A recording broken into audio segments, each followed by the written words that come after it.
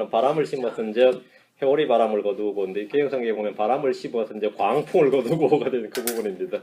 호세아 8장 7절입니다. 8장 7절 1절부터 14절인데 14절까지 하니까 오늘 8장 7절 같이 읽습니다. 그들이 바람을 심었은즉 회오리 바람을 거두리라. 그것이 줄기가 없은즉 싹이 양식을 내지 못할 것이 혹시 낸다 할지라도 타국인들이 그것을 삼키리라. 바람을 심었은즉 회오리 바람을 거두리라. 요거는 한국식 표현이 아니어서 한국 사람들 읽어도 이게 여기 말이 잘 안 와닿는 그런 표현입니다. 어느 나라 표현 같아요? 예, 이거 성경식 표현입니다. 바람을 심었은즉 회오리 바람을 거두리라. 바람을 심을 수가 있나요? 바람을 심을 수 있나? 바람을 심었은즉 회오리 바람을 거두리라. 예. 기도합시다. 위대하시고 거룩하신 주 하나님 감사합니다. 주님께서 은혜와 복을 위해서 오늘도 주의 말씀 풍성하게 쏟아부어 주시길 간구합니다. 그래서 잘 깨닫고 또 잘 배워서 마음속에 간직하게 하시고 또 주께서 신선한 기름으로 저희 기름 부어 주셔서 마음이 주의 영으로 충만하도록 해주십시오. 주의 이름 기도합니다. 아멘. 예.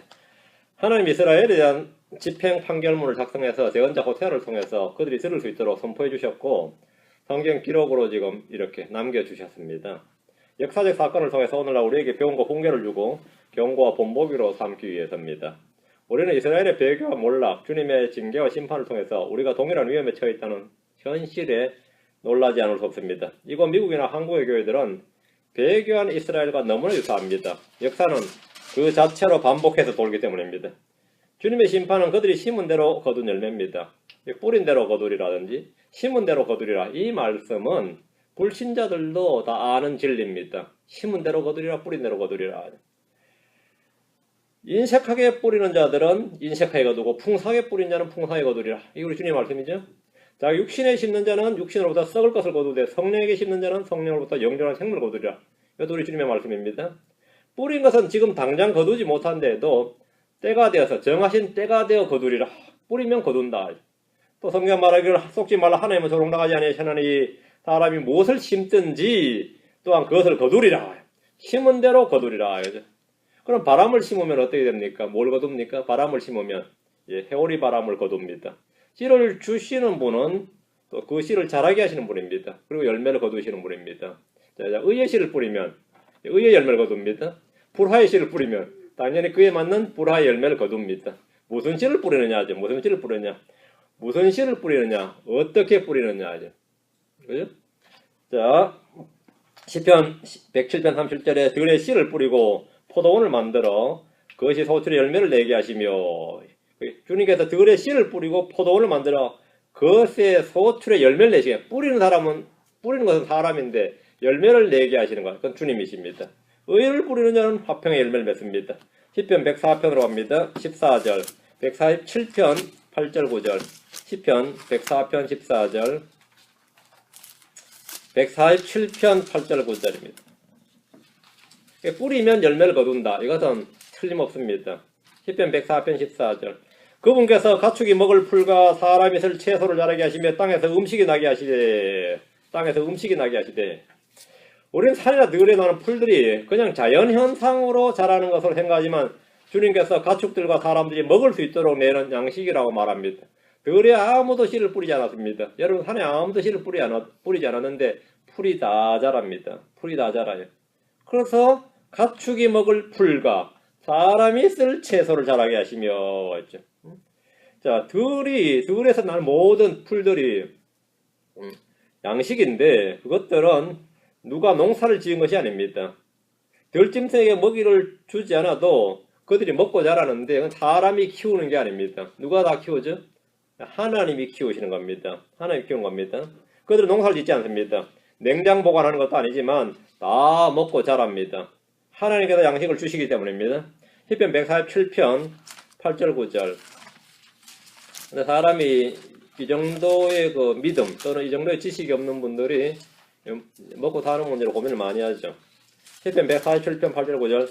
그분께서는 하늘을 구름들로 덮으시고 땅을 위해 비를 예비하시며 산들의 풀이 자라게 하시고 짐승과 또 우는 까마귀 새끼들에게 자신의 먹을 것을 주시는도다. 짐승과 까마귀들에게 자신의 먹을 것을 주시는도다. 이 구절을 보면 우리 주님께서 먹을 것과 입을 것을 염려하는 사람들에게 믿음이 적은 자들아 이렇게 하신 이유를 알 수 있죠. 믿음이 적은 자들아 걱정하지 말라고 믿음이 적은 자들아 이렇게 말씀하셨단 말이죠. 우리는 아무것도 염려하지 말고 먼저 하나님 왕국과 그분의 의를 구하면 나머지 주님께서 다 채우신다 하는 말씀이 문자 그대로 사실입니다. 우리는 무엇을 심고 어디에 심어야 하는지 주위에서 씨를 뿌리면 됩니다. 하나님의 말씀은 생명의 씨앗이고 의의 씨앗이고 화평의 씨앗입니다. 헛되이 씨를 뿌리면 원수들이 그것을 먹고 여러가지 씨를 뿌리면 뿌린 씨의 열매와 포도원의 열매가 더러워지고 또 눈물을 흘리며 씨를 뿌린 자는 기쁨으로 단을 거두리라 이렇게 말씀했습니다. 전도서 11장으로 갑니다. 전도서 11장 4절 6절입니다. 전도서 11장 4절 6절.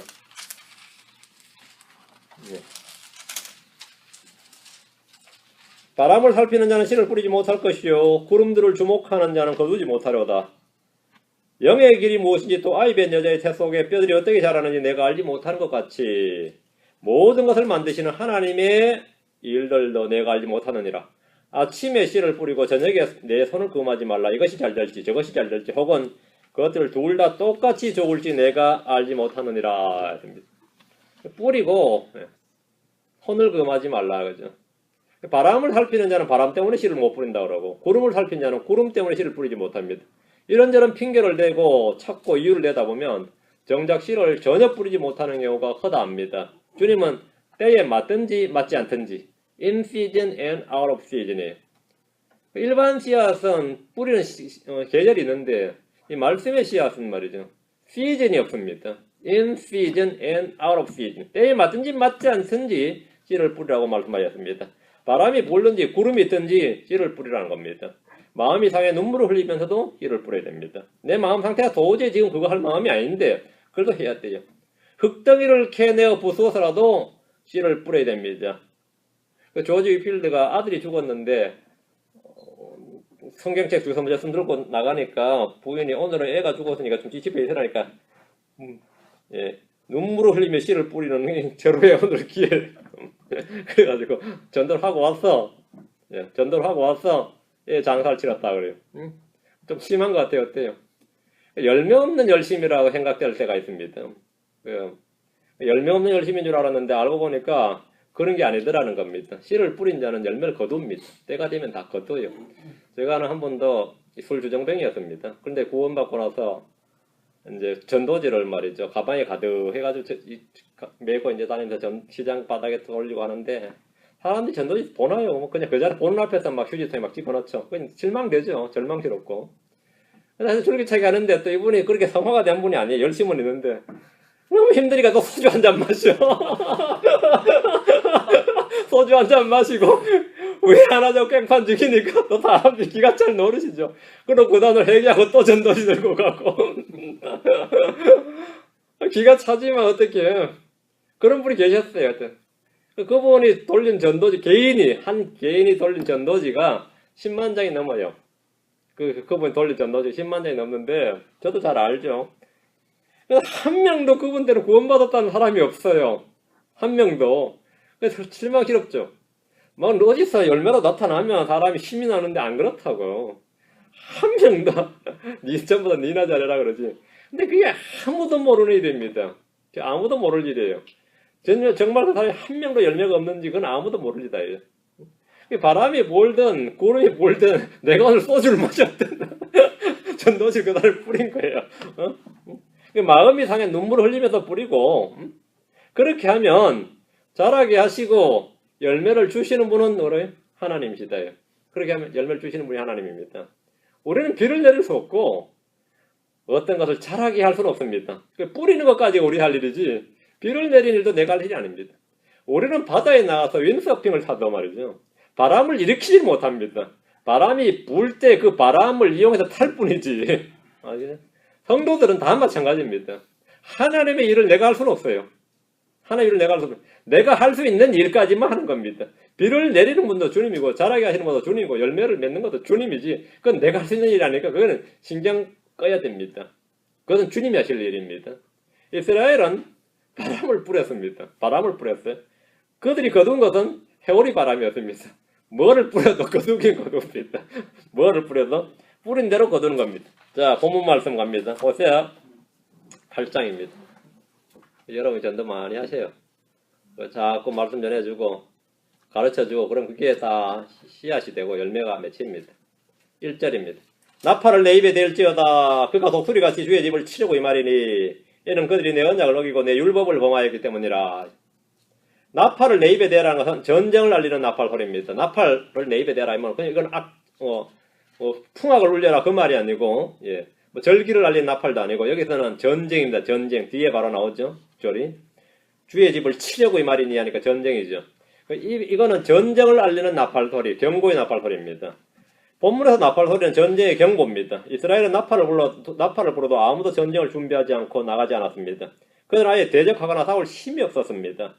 그가 독수리같이 주의 집을 치려고 이 말이니 이 말씀에서 독수리는 에브라임에게는 아시리아이고 유다에게는 느부갓네살입니다. 아시리아도 독수리로 나오고 느부갓네살, 바빌론의 느부갓네살도 에스겔서 17장에 보면 독수리로 비유되어 있습니다. 독수리가 먹이를 잡을 때 신속하게 와서 잡아버립니다. 독수리가 임하는 것 같이 하면 굉장히 빠르게 신속하게 어떤 저항할 저것도 없이 그냥 닥치는 거예요. 하늘에서 그 독수리가 내려꽂는 그 속도가 시속 몇백 킬로미터예요. 속도가 그렇게 빠르게 던져. 저는 뭐 시골로 자라서 이거 많이 봤는데 닭들이 잘 잡혀가죠. 독수리가 탁 뜨는데 그 위에서 그 닭을 잡아갈 때 얼마나 오랫동안 참고 인내하는지 몰라요. 그 주변에 사람이 있는지 없는지 다 이제 환경을 봤다가 이제 안전하다 싶으면은 그냥 위에서 내려 떨어지는데 그 속도가 진짜 빛의 속도입니다. 빛의 속도. 뭔가 팍 돌덩이 떨어진 것 같은데 독수리. 그래가지고 탁 낚아채서 가는데요. 순식간에 닭 한 마리 잃어버리는 거죠. 근데 이 닭에 무게가 있었어요. 그 매들이 그렇게 힘이 세진 않더라고요. 우리 여기는 모르겠네요. 그때. 그럼 이제 주인이 뭐 지게작들이 날리고 돌멩이 던지고 하면 놓치고 갈 때도 있고 그래요. 저도 그걸 지게작들이 던지고 그런 적이 있었어요. 그 무게가 있어서 팍 뜰 때 그렇게 빨리 않더라고요. 내려올 때는 오면 이야 진짜 독수리같이라는 말이 눈 깜짝할 사이입니다. 독수리같이. 독수리가 먹이를 잡을 때 신속하게 해서 잡아버리는데 주의 집을 치려고 오란 말씀에서 주의 집은 성전을 가리키는 말로 쓰이거나 이스라엘 민족을 걷는 말입니다. 신약에서 하나님의 집, 주의 집은 교회입니다. 북왕국은 아시리아에게 멸망을 당했고 남왕국은 바벨론에게 멸망을 당했습니다. 독수리가 임하듯이 그들이 임해서 그들이 망한 겁니다. 이스라엘은 뭐로 나왔죠? 앞장에서 7장에서 심장이 없는 어리석은 비둘기라고 했죠. 심장이 없는 어리석은 비둘기에게 뭐가 임한 거죠? 독수리가 임한 겁니다. 비둘기와 독수리 이거는 뭐 밥이죠. 심장이 없는 어리석은 비둘기라고 하셨는데 그 위에 그 비둘기 위에 말이죠. 아시리아가 독수리같이 임한 겁니다. 이유가 뭐냐 1절입니다. 이는 그들이 내 언약을 어기고 내 율법을 범하였기 때문이라. 이게 이유입니다. 이는 재앙과 멸망의 원인입니다. 이스라엘의 문제는 경제적 문제나 정치적 문제나 군사적 문제가 있어서 망한 것이 아니고 어떤 사회적 부정과 부패, 비리 뭐 이거는 그 다음 문제입니다. 그들의 문제는 언제나 영적인 문제였고 종교적 문제였습니다. 오늘날 크리스천들이 겪는 문제 역시 동일합니다. 많은 이들이 정확한 원인을 진단하지 못하므로 해결책이나 답을 알지 못합니다. 오늘날 교회가 왜 이렇게 문제가 많을까? 그 원인이 뭘 것 같아요? 이겁니다. 성경에 내 언약을 어기고 내 율법을 범하였기 때문이라. 오늘날 교회, 오늘날 크리스천들의 문제는 주의 말씀인 성경을 멸시하고 버렸기 때문에 옵니다. 이스라엘은 주 하나님만을 섬기고 그분의 음성에 순종하겠다는 피의 언약을 맺었습니다. 그는 하나님과 맹세로 언약을 체결했습니다. 하지만 다른 신들을 받아들이고 경배함으로써 언약을 어겼습니다. 이스라엘은 하나님의 율법을 국법으로 삼아서 법치주의 국가, 법치주의 민족으로 살 걸 맹세했습니다. 자신들이 법을 만드는 게 아니고 타국에서 법을 수입하는 게 아니라 하나님이 주신 법으로 그들은 살겠다. 그 법이 이미 있어요. 의회에서 만드는 게 왕이 만든 것도 아닙니다. 하나님이 주신 법으로 살겠다. 그 법으로 그 법치국가 그걸 만들겠다고 맹세를 했어요. 하나님의 백성이란 하나님의 법을 따라 살고 하나님의 법에 통치를 받는 백성이란 뜻입니다. 그러나 그들은 하나님의 법을 버렸습니다. 여러분을 지배하는 법, 여러분을 지배하는 그 사상, 철학, 가치관이 뭡니까? 나의 정신세계를 지배하는, 나를 완전히 지배하는, 내가 따르는, 나를 지배하는 법이 뭐냐 이거죠. 우리의 사상과 정신과 이 세계, 우리의 삶을 통치하는 것은 그리스도의 법입니다. 생명의 성령의 법이에요. 우리는 육신을 따라 살지 않습니다. 세상을 따라 살지 않습니다. 그런데 이게 전부 다 법을 여러 가지 갖고 있다가 말이에요. 이런 때는 이 법을 쓰고 이런 때는 저 법을 쓰고 그렇게 하는 거죠. 이런 때는 세상적으로 그냥 살고 이런 때는 교회 와서는 이제 성경 몇 자 이제 들춰보고 법이 이제 더블 스탠다드를 가지고 있는 거죠. 자기 편리에 따라서 이런 때 이렇게 이런 때는 크리스천은 언제나 딱 한 가지 법으로 살아야 되는데 그게 그리스도의 법입니다. 내 속에는 생명 성리의 법을 따라 살아야 됩니다. 내 속에는 자유의 법을 가지고 살아야 돼요. 왕가의 법을 따라 생각하고 판단하고 그것을 따라 살아야 됩니다. 이렇게 사는 법을 전혀 배우지 못했어요. 법을 따라 사는 법을 배우지 못한 크리스천들이 법을 따라 살아라, 성경에 따라 살아라 그러면 반발을 하면서 뭐라 그러냐 하면 율법주의라고 막 아주 발칵해요. 그건 율법주의가 아니고 법을 따라 사는 겁니다. 응? 법을 따라 살 줄 모르는 사람들은 뭘 하라면 자꾸 율법주의라 그래요. 율법주의. 율법주의라는 건 모세 율법을 따라 사는 사람들이 율법주의고 우리 모세 율법을 따라 살지는 않죠. 여러분이 모세 율법대로 살면 안식일도 지켜야 되고 할례도 받아야 되고 절기도 지켜야 되고 많아야 할 거 많아요. 음식기라도 지켜야 되고 당장 여러분이 뭐 마트 가서 음식 살 게 없습니다. 모세 율법 따라 살려면 그렇죠. 어? 고기를 살려고 해도 코시가 지켜야 먹을 수 있지만 그냥 살 수 있네. 생활 자체가 완전히 달라져 버리죠. 미국에 사는 유대인들도 뭐 율법대로 안 사니까 그걸 다 치고 자 크리스천들이 사는 법 이게 뭐냐면 예, 그리스도의 법이죠. 예, 이 법을 이제 성경 믿음의 법, 의의 법, 생명의 법, 평내의 법 그렇게 말합니다. 왕가의 법이라고 그러는데 여러분이 그 법을 따라 살아야 되는데 내 마음을 다스린 법이 뭐냐 이겁니다. 내 마음을 다스린 법. 내가 뭘 따라 생각하고 판단하고 예, 하느냐. 그것이 바로 여러분이 예, 누구의 법을 따라 사느냐입니다. 누구의 법을 따라 사느냐. 그렇게 살아야 됩니다. 여러분이 그리스도의 법을 따라 살아야 그리스도인입니다. 하나님의 법을 따라 살아야 하나님의 백성이에요.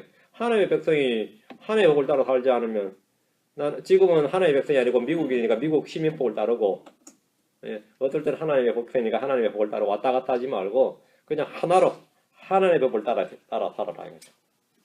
8장 2절 이스라엘이 내게 부르짖기를 내 하나님이여 우리가 주를 아나이다 하리라. 독수리에게 잡힌 비둘기를 생각하시면 됩니다. 그 순간에 하는 말이에요. 내 하나님이여 우리가 주를 아나이다.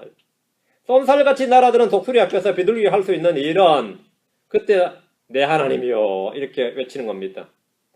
주를 찾지 않고 부르지 않았던 이스라엘이 멸망의 순간에 이제 주를 찾습니다. 내 하나님이여 우리가 주를 아나이다. 그런데 늦었어요. 이미 잡혔습니다. 역사적 적용이 아니라 예언적으로 적용하면 이 구절은 재림 때로 갑니다. 그들은 재림 때까지 결코 주를 알지 못합니다. 영광의 주를 알지 못하고 그분을 죽였습니다. 대환란을 통과하면서 그들은 주께 부르짖는데 내 하나님이여 우리가 주를 아나이다 이렇게 외칩니다. 아시리아의 통치와 바벨론의 통치는 모두 대환란이란 야곱의 고난의 그림자고 예표입니다. 근데 내 하나님이여 내 하나님이여 내 하나님이여 3절입니다. 이스라엘이 이미 선한 것을 내버렸으니 원수가 그를 추격하리라. 이스라엘은 선한 것을 내버렸다. 이 선한 것이 주의 법입니다. 주의 법을 내버렸습니다. 하나님과 맺은 언약을 버렸습니다. 주를 섬기는 경배와 제사장 제도를 버렸습니다. 그들은 조상들로부터 받은 좋은 것, 선한 것을 내버리고 이방민족들이 섬기는 그 이교도들의 신들을 받아들이고 그들의 종교와 관습이 더 좋아 보였어요. 그걸 섬기고 배웠습니다. 이스라엘이 이미 선한 것을 내버렸다는 것은 왕과 통치자들로부터 시작해서 온 백성이 한 마음이 되어서 한 일입니다. 여로보암이 왕이 된 후에 200년 만에 이스라엘은 완전히 자신교를 숭배하는 민족으로 이교도화 되어버렸습니다. 그들 안에는 레위 제사장들 대신에 바알의 제사장들이 가득했고 하나님의 대언자들 대신에 바알의 대언자들이 넘쳤습니다. 그 결과가 뭐냐 이거죠. 원수가 그를 추격하리라. 원수가 그를 추격하리라. 이스라엘의 안전은 이스라엘의 도움은 주 하나님으로부터 오는 겁니다. 주 하나님으로부터 오는 겁니다. 출애굽기 23장, 신명기 32장. 출애굽기 23장 22절. 출애굽기 23장 22절, 신명기 32장 30절.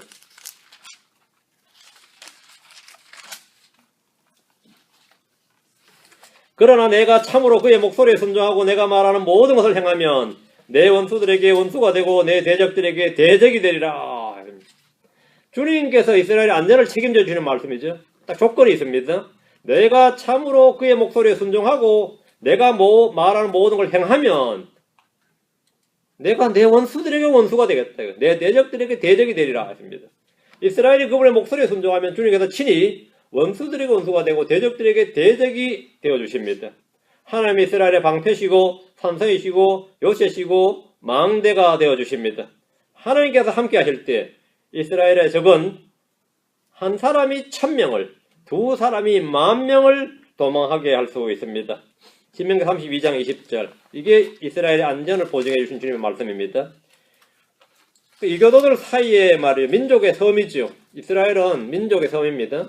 아랍 민족들 사이에 유일하게 있는 홀로 외로이 떨어져 있는 동화되지 못하는 외로운 섬이에요. 그런데 그들이 거기서 안전하게 거할 수 있는 방법, 그것이 바로 하나님입니다. 신명기 32장 30절. 32장 20절이 아니고 32장 30절. 신명기 32장 30절. 그들의 반석이 그들을 팔지 아니하고 주가 그들을 가두지 아니하였을진데 어찌 한 사람이 1000명을 뒤쫓으며 두 사람이 10,000명을 도망하게 하리요. 한 사람이 1000명을, 두 사람이 10,000명을. 이들은 실제로 이런 역사적 전쟁을 많이 치렀고 승리를 경험했습니다. 하나님이 아니라면 이런 승리는 무엇으로도 설명할 수 없습니다. 여호수아는 가나안 정복전쟁 때 백성들과 함께 승리를 노량물로 얻는 그런 전쟁을 했고 한 명이 1000명을 뒤쫓았습니다. 여호수아 23장 10절. 자, 이스라엘의 출애굽에서 이제 가나안 입성의 영웅이었죠. 가나안 입성의 영웅이었던 여호수아가 직접 하는 간증이 있습니다. 여호수아 23장 10절. 여호수아 23장 10절. 너희 중에 한 사람이 1000명의 뒤를 쫓으리니 이는 주 너희 하나님 바로 그분께서 너희에게 약속하신 것 같이 너희를 위하여 싸우시기 때문이니라. 한 사람이 1000명을 쫓는데 그거 뭐라고요? 예. 주 하나님 바로 그분께서 너희를 위하여 싸우시기 때문이라. 이스라엘의 안전은 바로 주님으로부터 오는 겁니다. 크리스천의 안전도 마찬가지입니다. 무엇이 나를 지키느냐? 주님으로부터. 안전은 주께로부터 오는 겁니다. 주님이 나의 방패시다 이거죠. 주님이 나의 방패시다. 주님이 방패면 누군가가 나를 치려면 말이죠. 그 방패를 깨부숴야 되는데 주님이란 방패, 주님을 깨부수지 못하는 누구도 주를 방패로 삼는 사람을 깨부술 수가 없는 겁니다. 아무도. 그렇죠? 그러니까 주님이 방패다 이거죠. 하나님께서 아브라함 주신 약속이 내가 너희 방패니라 했습니다. 내가 너희 방패니라. 내가 너희 방패다. 이게 최고의 이야기입니다. 그게 가장 안전한 겁니다. 여러분이 생명 위험을 느낀다든지 어떤 무언가 위험을 느낄 때 그 안전을 어디서 도모하느냐 이 말입니다. 주님이 나의 방패시다. 예. 주님이 나를 위해 싸우신다. 이건 주께서 율법에 기록하신 대로인데 근데 이스라엘은 반대로 원수가 너희를 죽게 한다 그랬어요. 정반대죠. 이거 이스라엘은 자신들의 도움을 구하기 위해서 이스라엘이 아시리아도 가고 이집트로도 가고 했는데 주님께는 가지 않았다. 울부짖지 않았다 그랬습니다. 주님을 버리고 언약을 버린 결과입니다. 그러나 이스라엘 원수들은 이제 이스라엘을 대놓고 추격을 할 수가 있었던 겁니다. 주님이 그들의 방패가 됐을 때는 함부로 대할 수가 없었던 겁니다. 그래서 결국 원수들의 추격을 당했고 그들의 포로가 되고 말았는데 이 역시 그들이 주님의 말씀을 언약의 음성에 순종하지 않았기 때문에 발생한 일입니다. 자, 그럼 우리에게 승리를 주시는 분이 누구인지 한번 판단을 해보십시오. 우리에게 승리를 주시는 분이 누굽니까? 우리는 그리스도의 군사들로서 원수를 대적하고 추격하고 이겨야지요. 원수들에게 추격을 당해서는 안 됩니다. 우리는 사냥꾼처럼 헌터가 돼야지 헌팅을 당하면 안 되죠. 원수들이 나를 추격하면 곤란하단 말이죠. 크리스천들은 승리하는 자, 이기는 자로서 살아야 됩니다. 예수님께서 말씀하시기를 요한복음 16장 33절에 너에게 이 일들을 말한 것은 너희가 내 안에서 평안을 누리게 하려 함이니 세상에서 너희가 환난을 당할 테니나 기운을 내라. 내가 세상을 이겼노라 하시니라. 내가 세상을 이겼노라. 세상에서 너희가 환난을 당할 테니나 기운을 내라. 내가 세상을 이겼노라. 주님이 세상을 이기면 뭐가 되는 거죠? 그 주님을 따르는 사람은 자동으로 세상을 이기는 자가 되는 겁니다. 맞아요? 주님이 세상을 이기셨으면 당연히 주님을 따르는 자들은 자동 승리자가 되는 겁니다. 여러분이 8월 15일 날 1945년 8월 15일 날 그 당시에 라디오도 잘 없던 시대에 그렇게 전부터 한국 사람들이 귀를 기울여서 라디오 방송을 들었습니다. 왜 그런지 알아요? 그 천황이 그날 항복 포고문을 발표하는 날이었어요. 일본 천황이. 그래서 항복합니다 하고 이 음성이 나왔을 때 한국 사람들이 만세를 불렀죠. 만세 부르고 이제 지게작대기 하나 들고 옆에 지서를 습격했어요. 파출소를, 경찰서를 뭔지 알겠어요? 어제까지 일본 순사하며 벌벌 떨었던 한국 사람들이 8월 15일 날 낮부터는 몽둥이 하나 잡고 일본 군사를 때려잡았어요. 왜 가능했을 것 같아요? 천황이 항복을 했기 때문이에요. 그리고 일본 군대하고 일본 경찰들은 가장 신속하게 뭐 한 거예요? 항구로 가장 빨리 신속하게 피해서 일본으로 도망을 갔어요. 그래서 도망 못 간 사람도 어떻게 됐죠? 맞아 죽었죠. 많이 맞아 죽었죠. 도망 못 간 사람들은. 어제까지만 해도 어제 이 8월 14일까지만 해도 한국 사람들은 일본 군사란 말 자체만 해도 떨었어요. 일본 군사가 떴다는 말 자체만 해도. 근데 그 다음날 대체 뭐가 바뀐 거예요? 뭐가 바뀐 거죠? 크리스천들이 말이죠. 크리스천들이 예수님께서 세상을 이겼노라 이 말씀 하나로 세상을 이기는 겁니다. 주님은 세상을 이기셨습니다. 주님은 사탄, 마귀를 이기셨습니다. 주님은 죄를 이기셨습니다. 주님은 죽음을 이기셨습니다. 주님은 모든 것을 이기셨습니다. 하나님은 이 이기신 분, 우리 주 예수 그리스도를 통해서 우리에게 승리를 주시고 승리하게 하시는 분입니다. 고린도전서 15장 57절, 고린도후서 2장 14절, 고린도전서 15장 57절, 고린도전서 15장 57절, 고린도후서 2장 14절.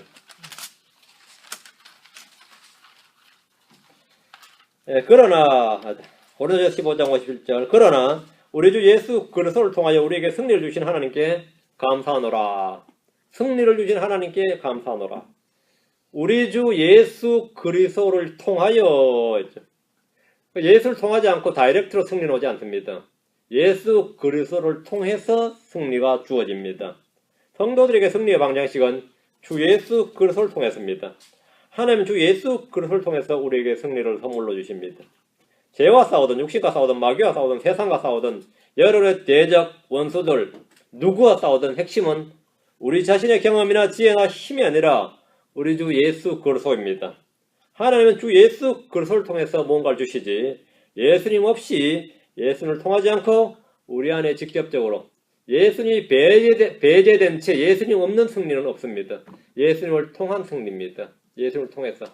그럼 나에게 아무것도 없어도 예수님을 통하기만 하면 그런 승리자가 되는 겁니다. 이 사실을 알지 못하면 승리 대신에 패배밖에 없습니다. 고린도후서 2장 14절, 고린도후서 2장 14절. 항상 우리를 그리스도 안에서 승리하게 하시고 우리를 통해 모든 곳에서 그분을 아는 냄새를 풍기게 하시는 하나님께 이제 감사하노라. 항상 우리를 그리스도 안에서 승리하게 하시고 승리의 요건은 그리스도 안에서입니다. 그리스도 안에서는 항상 승리죠. 항상 승리입니다. 하나님께서는 항상 우리를 그리스도 안에서 승리하게 하십니다. 주님께서 내 안에 거하라 이렇게 말씀하신 이유입니다. 내 안에 거하라. 그리스도가 우리의 모든 겁니다. 모든 것입니다. 예수님이 우리의 모든 것이 알파 오메가입니다. 처음과 끝이고 시작과 마침입니다. 예수가 전부예요. 크리스천에게 다른 무엇가 있을 수가 없습니다. 예수가 전부입니다. 가끔 장애인 아동을 가진 자식을 가진 부모들이 하는 말이 그래요. 내가 내 자식보다 하루만 더 살아야 된다 이런 말을 해요. 장애인 부모를 가진 장애인 아들 자식을 둔 부모들이 소원을 말하라 그러면 말이죠. 다른 소원 없어요. 내가 내 자식보다 하루라도 더 살아야 된다. 내가 있으면 뭐가 되는 거죠? 애는 살아요. 그 애한테 유산을 물려줄 수도 없는 거고 맞죠? 아무것도 해줄 수 있는 게 없어요. 단 하나만 있으면 됩니다. 누가 있으면 되죠? 내가 있으면 돼요. 내가 있으면 됩니다. 근데 이제 사람은 한계가 있죠. 난 늙으니까. 옛날엔 다운증후 군이 말이죠. 있으면 다운증후 군이 보통 20세에서 25세 사이에 죽었어요. 보통 이 염색체 이상으로. 근데 요즘 의학이 발전해서요. 다운증후군도 60세 살아요. 다운증후군이 요즘 60세 이상 사는 사람 많아요. 그럼 부모는 애 같아요. 애 같아. 이게 내가 죽으면 어떻게 되는 거죠? 돌볼 사람이 없으니까 뭐 기관이나 이런 데 맡겨야 되니까 애 같아. 자기 자식 여러 있어도 형제들한테도 애를 못 맡긴다고요. 형제한테 맡길 수가 있어요? 못 맡기지. 근데 이 사람이 막 부모가 애 같한다니까요. 근데 이 애한테는 누구만 있으면 되냐면 누구만 있으면 되죠? 예, 나를 낳아준 부모만 있으면 되죠. 예, 부모가 유일한 하여튼 부모가 힘이 있는 동안은 유일한 헬퍼죠. 헬퍼 모든 것이죠. 부모가 모든 것 걔한테 알파 오메가지. 근데 우리 주 하나님은 뭐 늙지도 병들지도 않으니까 늙지도 병들지 않으니까 주님이 우리한테 내가 니보다 하루만 더 살았으면 좋겠다 그러지는 않을 거 아니에요. 내가 어떤 상태에 있든지 주님이 나를 돌보시고 계시면 상관없는 거죠. 안 그래요? 주님이 나의 모든 거라고. 그 양에게 필요한 거는 선한 목자예요. 맞아요? 어린애에게 필요한 건 뭐가 있죠? 예, 어린애는 부모죠. 부모만큼 정이 없죠.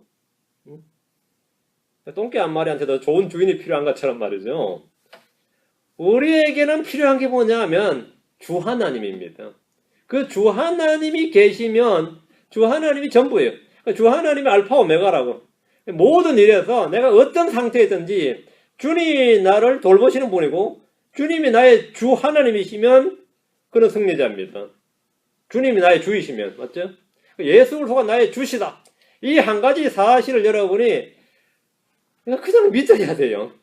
이걸 확신하고 있으면 그 문제 사실 다 해결된 겁니다. 다 해결된 거예요. 뭐 답답해 미칠 것도 없고 주님이 지금 나와 함께 계시고 내 안에 계시다 이거죠. 이 믿음이 여러분을 승리자가 되게 하는 겁니다. 요한일서 5장 4절입니다. 요 믿음이 잘 없어요. 요 믿음이 잘 없어요. 다 그렇게 믿음 좋은 척 하면서 주님 없이도 좀 내가 살 수 있는, 독립해서도 살 수 있는 힘을 주시기를 많이 간절히 바라는 것 같아요. 많은 크리스천들이 주님 없을 때도, 주님이 나를 버렸을 때라도 내가 넉넉히 살 수 있는 뭐 그런 생각을 하는 것 같아요. 왜 그렇게 열심히 돈 버냐 그러면 주님이 나를 돌보지 않을 날을 대비하여 뭐 그런 식으로 지금까지 주님이 나를 먹이셨는데 그것도 젊을 때 많이 늙어서도 돌보시겠는데 이러면 골치 아프죠. 여러분이 늙든지 병들든지 병실에 있든지 중환자실에 있든지 어느 때라도 주님은 여러분을 돌보십니다. 함께 하신다고요. 맞아요? 맞을 겁니다. 여러분이 대체 믿지 않을지라도 주님은 거기 계십니다. 내가 얼굴을 돌리면 햇빛을 보시면 되잖아요. 내가 해를 보면 해가 내 얼굴을 비추죠. 내가 손으로 얼굴을 가리면 내 손등에 비치죠. 내가 뒤로 돌아서면 내 등에 비치죠. 주님이 그런 분입니다. 한번 구원받은 사람들에게 주님은 그런 분입니다. 여러분이 돌아서면 여러분의 등에 비춥니다. 요한일서 5장 4절 무엇이든지 하나님께서 난 것은 세상을 이기느니라. 세상을 이기는 승리는 이것이니 곧 우리의 믿음이니라. 예수님께서 하나님 아들이심을 믿는 자가 아니면 누가 세상을 이기는 자냐. 승리는 이것이니 곧 우리의 뭐다? 믿음이니라. 우리의 믿음이니라. 우리의 믿음이다. 우리의 믿음. 믿음이란 성령의 선물이고 열매입니다. 우리는 믿는 자로서 이기는 자입니다. 원수들에게 쫓겨다니거나 포로가 되지 마십시오. 죄를 지으면 죄의 종이 됩니다. 마귀에게 속이면 마귀의 종이 됩니다. 누구에게 순종하면 그 사람의 종이 되고 누구에게 정복당하면 그 사람에게 속박됩니다. 여러분 자유를 누려야 됩니다. 하나님 주신 자유를 누리셔야 됩니다. 여러분 이제부터 전승을 거두시기 바랍니다. 패배를 모르는 백전불태의 그 전승을 거두셔야 돼요. 로마서 6장 16절, 베드로후서 2장 19절. 너희 자신을 누구에게 종으로 내주어 순종하게 하면 너희가 순종하는 그 사람의 종이 되는 줄을 너희가 알지 못하느냐. 혹은 죄의 종으로 삼아 이루고 혹은 순종의 종으로 의에 이르느니라. 이건 순종하면 그 사람의 종이 된다 했죠. 이것은 선택의 문제입니다. 여러분이 각자 자신을 누구에게 내어주느냐 선택해야 됩니다. 주님은 자유를 주셨습니다. 죄의 종이 되든지 의의 종이 되든지 섬길 자를 택하는 겁니다. 만몬의 종이 되든지 주님의 종이 되든지 육신을 따르든지 성령을 따르든지 자기 배를 섬기든지 주 예수 그리스도를 섬기든지 선택하고 결정함으로 누구의 종이 되는지 여러분이 결정권자, 선택에 따라 결정이 납니다. 베드로후서 2장 19절. 베드로후서 2장 19절.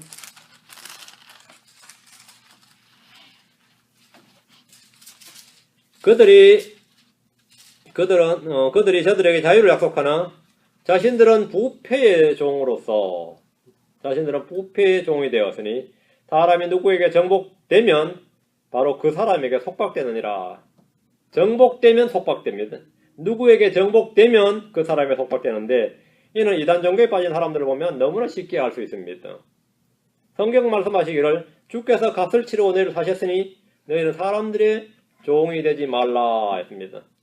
하나님을 섬기고 경배하던 이스라엘은 하나님을 버림으로써 이방 민족, 이방 종교를 가진 이교도들에게 포로가 되었고 그들을 섬기는 종이 되고 말았습니다. 하나님을 섬기기 싫어했더니만 하나님께서는 그들이 멸시하던 이방인들을 섬기는 자가 되겠어요. 죄를 섬기게 됐단 말이죠. 사람이 하나님을 떠난 것은 자유가 아니라 속박입니다. 승리가 아니라 패배입니다. 승리가 아니라 패배입니다. 다시 호세아로 갑니다. 8장 4절입니다. 그들이 왕들을 세웠으나 나를 통해 하지 아니하였으며 그들이 통치자들을 세웠으나 내가 그것을 알지 못하였느니라. 그들이 자기를 끊어버리고 자기 은과 금으로 자기들을 위해 우상들을 만들었도다. 하나님은 다윗을 왕으로 세우시고 그 집이 이스라엘을 다스리도록 하셨습니다. 하나님이 세우신 왕은 다윗입니다. 다윗과 그의 자손들, 다윗의 집이죠. 솔로몬의 배교로 말미암아 하나님은 10개의 지파를 여로보암에게 주셨는데 여로보암은 하나님이 기름 부어 세운 왕이 아니라 북왕국 10개 지파가 분리해서 반역을 내서 자기들을 위해 세운 왕입니다. 하나님은 유다에 대한 심판으로 그를 왕으로 허락을 하셨습니다. 여로보암은 왕이 된 후에 백성들이 주를 떠나 우상을 숭배하도록 이 배교의 철로를 깔았고 그 후로 이스라엘은 누가 왕이 되든지 간에 이스라엘은 여로보암의 길로 걸었더라 이렇게 되어 있습니다. 계속해서 나오는 말이 여로보암의 길을 떠나지 아니하고 여로보암의 길로 걸었더라. 여로보암이 북왕국 이스라엘의 초대 왕인데 하나님을 떠나서 이제 우리 이스라엘은 더 이상 하나님을 믿지 않고 유일신 하나님, 율법이 아니라 우리 자체 종교를 가져야 되겠다 이렇게. 그리고 예루살렘 성전이 아니라 베들과 단에 금송아지를 두고 거기다 희생물 드리고 절기도 따로 제사장도 따로 모든 것은 유다와 분리하고 차별해야 되겠다 이렇게 여로보암의 길을 딱 만들었어요. 성경은 이스라엘의 왕 19명이 모두 여로보암의 길을 떠나지 않고 그 길로 걸었다 이렇게 말씀합니다. 이스라엘 왕조는 계속해서 이 정변과 암살로 점철되었고 왕조가 막 바뀌었습니다. 세상 역사와 똑같아요. 정변과 암살로. 그래 힘 있는 군대 대장이나 이러면 쿠데타가 일어나고 이래 됐죠. 그래서 정변과 암살이 계속 일어났습니다. 대언자나 주의 제사장을 통해 왕이 시험받은 것이 아니라 힘과 폭력으로 정권을 탈취하는 역사였습니다. 주님은 그들이 세운 왕, 그들이 세운 통치자들을 알지 못한다고 하셨습니다. 여러분이 아는 시물이나 오물이나 살룸이나 모나엠, 베가 등은 사람들이 세운 왕들입니다. 사람들이 세운 왕들, 통치자들은 백성들을 바른 길로 인도하고 주께서 주신 법으로 통치하는 대신에 주님을 떠나는 길을 정책으로 삼았습니다. 국가 최우선 정책으로 삼았고 그들을 멸망의 길로 인도했습니다. 모든 국가 정책이 반성경이었어요. ABS죠. Anything but Scripture. 성경과 반대되는 건 뭐든지 오케이예요. 성경이 나오지 않는 건 다 오케이. 반성경, 반하나님이 이스라엘의 국가 정책이었습니다. 반성경, 반하나님이. 그러면 지금 4절에 그들이 자기를 끊어버리려고 자기를 위해 우상들을 만들었도다 했죠. 하나님께서 이스라엘의 위정자들이 하는 일들이 자기를 세우는 일이 아니라 국가와 민족을 세우는 일이 아니라 자기를 끌어버리기 위한 사망의 길이라고 하셨습니다. 우상들을 만드는 이들은 자기를 위해 하는 일이라고 생각하지만 사실은 그것이 자기를 끊어버리는 일입니다. 오늘날 크리스천들은 은과 금의 찌꺼기로 우상을 만들지는 않지만 은과 금을 사랑하고 만몬을 숭배하고 자기 배를 숨긴다는 점에서 우상을 숭배합니다. 우리 빌립보 3장 19절에 그들의 하나님은 뭐야? 그들의 하나님은 뭐가 나온 뒤에 블랭크. 빌립보 3장 19절에 바울이 그래. 그들의 하나님은 배요. 그들의 하나님은 배요. 배가 그들의 하나님이라는 거예요. 배가 자기 배만 채운다 그러죠. 그 말이 그 배가 자기 배가 그들의 하나님이다. 로마 16장 18절에 그런 자들은 우리 주 예수를 섬기지 아니하고 자기 배를 섬기며 자기 배를 섬긴다. 자기 배를 섬기고 자기 배를 채우기 위해서 자기 배를 위해서는 못하는 거죠. 금식도 마다하지 않아요. 기도도 마다하지 않고 집회란 집회 다 참석할 용의가 있습니다. 단 한 가지를 위해서 뭘 위해서? 자기 배를 섬기기 위해서. 그게 오늘날 기복주의 은사주의 교회입니다. 기복주의 은사주의 교회는 하나님을 섬기는 것 같이 말하지만 사실은 자기 배를 섬기기 위해서 하나님의 지혜와 하나님의 도우심과 하나님의 은총을 간구하는 종교입니다. 목적은 뭐죠? 자기 배예요. 그 자기 배를 채우면 그게 위대한 간증이 되는 겁니다. 하나님을 섬기기 위해서 자기가 희생하고 고난받고 이게 아니고 자기 배를 위해서 하나님께서 많은 일을 하셔야 되는 거죠. 그래서 바울 사도가 그들의 하나님은 배요, 배가 하나님이라고. 이게 오늘날 크리스천들이 섬기는 우상입니다. 이스라엘 섬기는 우상이 은과 금으로 만든 우상들이었다면 오늘 크리스천들이 섬기는 우상은 탐심입니다. 탐욕은 우상 숭배니라. 탐욕은 우상 숭배니라. 5절입니다. 히브리서로 호세아서로 옵니다. 호세아서 8장 5절.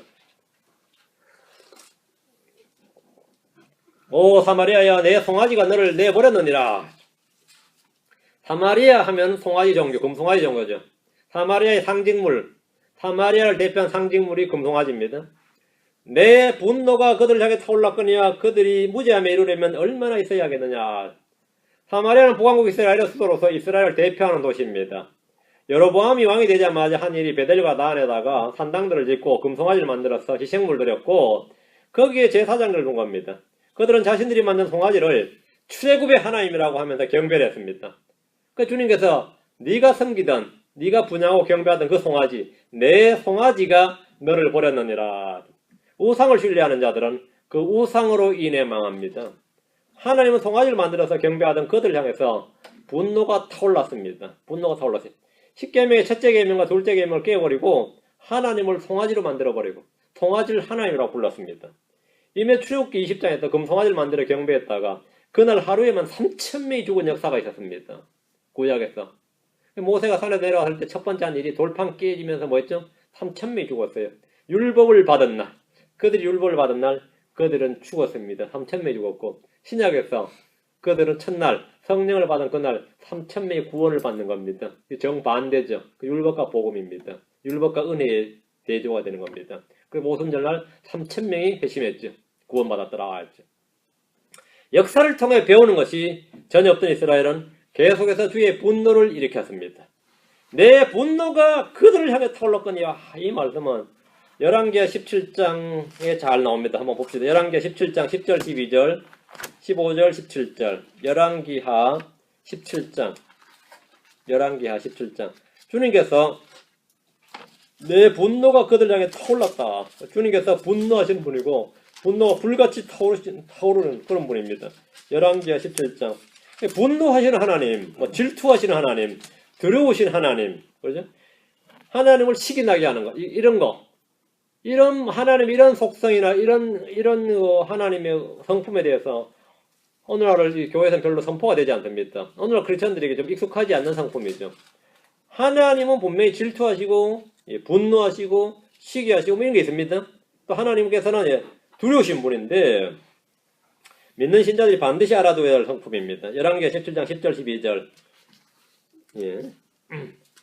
모든 산속과 모든 푸르나무 밑에 자기들 향해 형상들과 작은 숲들을 세우며 또 주께서 자기들 앞에서 쫓아내신 이교도들이 행한 같이 모든 산당에서 분양하고 또 사악한 일들을 향하여 주의 분노를 일으켰으나니 그들이 우상들을 어쩌내 주께서 그들에게 이르시기를 너희는 이 일을 행하지 말라 하시며 경고하신 그 우상들을 섬겼더라. 주님은 사람들이 무엇을 하든지 항상 온화하게 미소를 지으면서 가만히 계신 분이 아니십니다.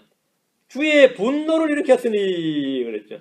주님은 지성도 없고 감성도 없는 분이 아닙니다.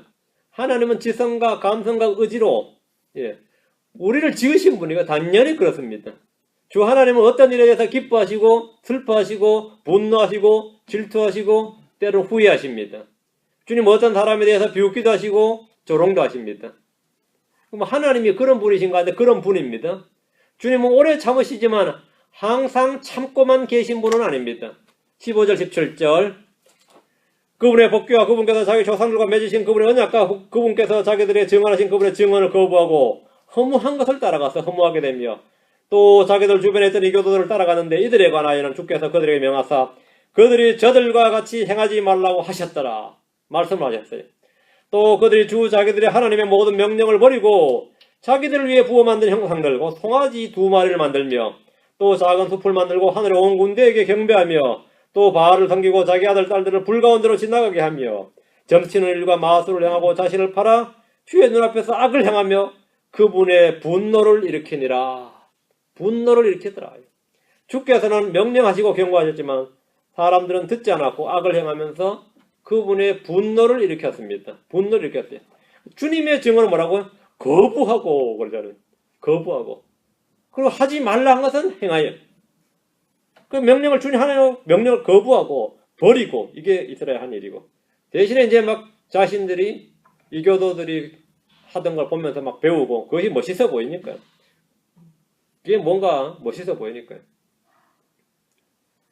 자 다시 5절이요. 호세아 8장은 그들이 무죄함에 이르려면 얼마나 있어야 하겠느냐. 영원히 있어도 무죄하지 않죠. 무죄가 되려면 어떻게 되죠? 무죄함에 이르려면 주님은 그들이 무죄함에 이르려면 얼마나 있어야 되겠냐. 얼마나 기다려야 얼마나 있어야 그들이 무죄하게 되겠느냐 이거예요. 주님은 그들이 회개할 때까지 오래 참고 기다리셨습니다. 그들이 무죄함에 이르려면 죄를 깨닫고 물을 버리고 주께로 돌아와야 됩니다. 무죄함에 이르는 방법은 주께 죄를 시인하고 돌이키는 것이 첫 번째 단계입니다. 주님은 대언자들을 보내서 이들의 죄와 불법을 알려주고 회개를 촉구했습니다. 죄에 대한 심판이 임할 것이란 경고도 줬습니다. 그러나 이들은 듣지 않았습니다. 자, 예레미야 44장, 역대기야 36장, 예레미야부터 갑니다. 44장 4절로 5절. 하나님의 말씀의 권위, 그 하나님의 말씀이 얼마나 이 사람들에게 무시받고 아무것도 아니었나 하면 그냥 옛날에 흘러내려온 전설 이야기만큼도 사람들한테 영향을 안 미쳤습니다. 사람들이 안 믿었어요. 예레미야 44장 4절 5절. 그러할지라도 난 일찍 일어나 너의 모든 종 대언자들을 너에게 보내고 보내며 이르기를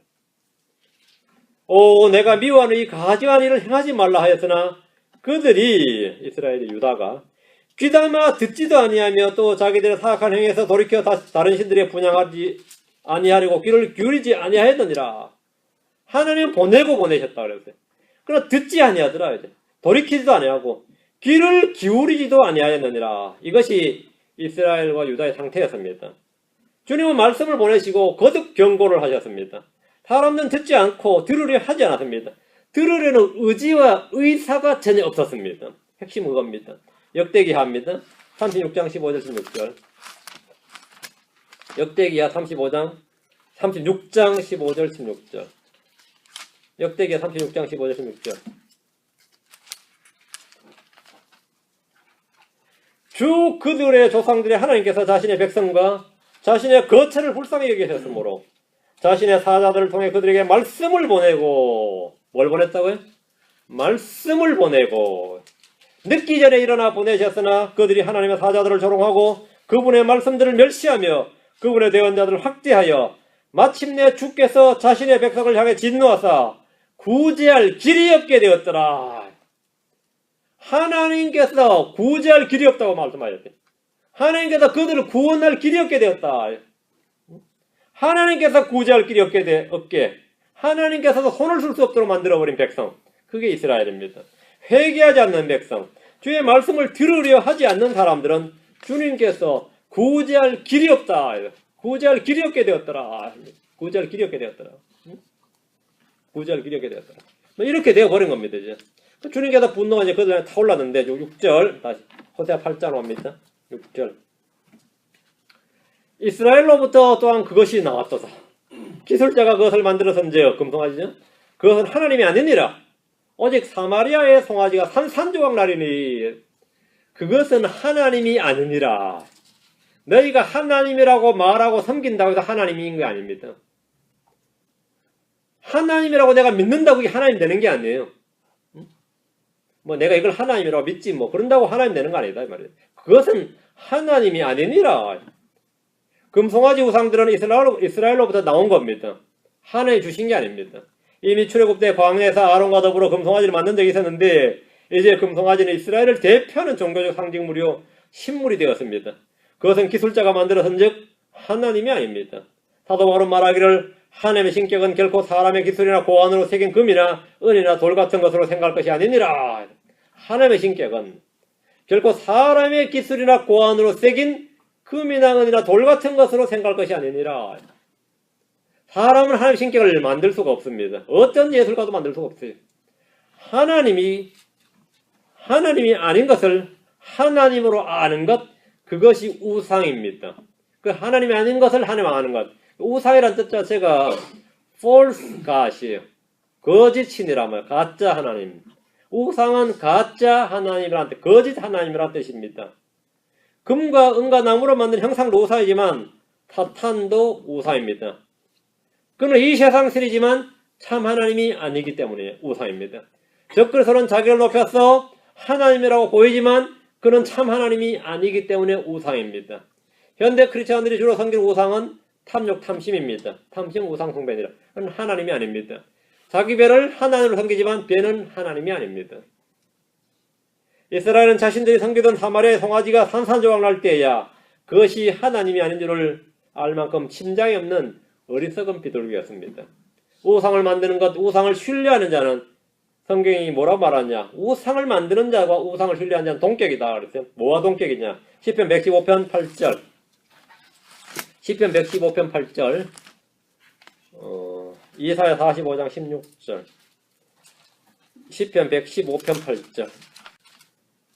우상들을 만드는 자들도 우상들과 같으며 우상들을 신뢰하는 모든 자도 그와 같도다. 우상들을 만드는 자들이 뭐와 같다고요? 우상들과 같다.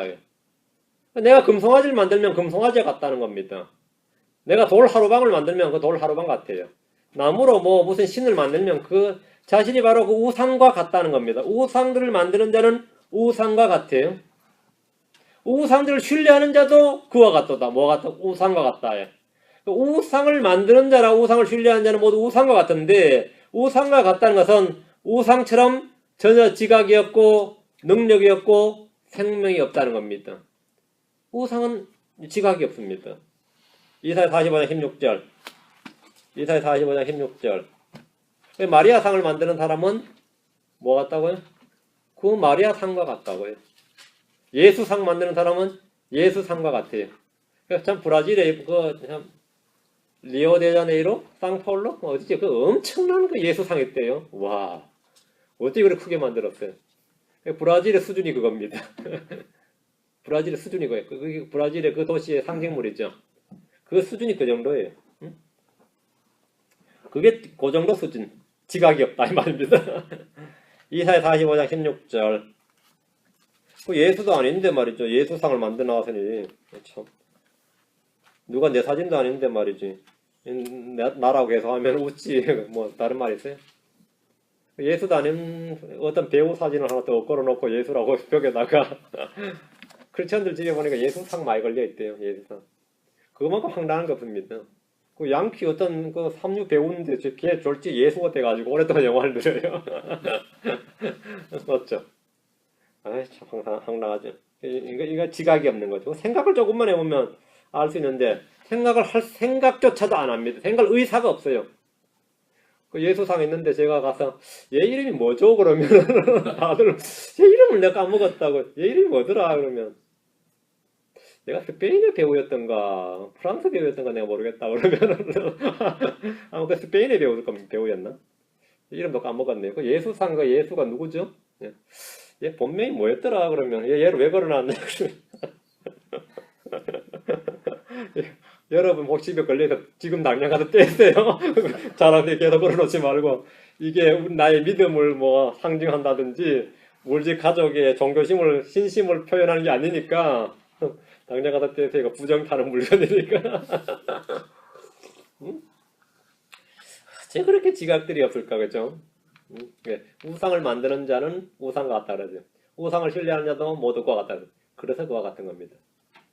더 황당한 거 십자가 목걸이 달고 다니는 사람 있죠? 십자가 목걸이 달고 다니는 사람.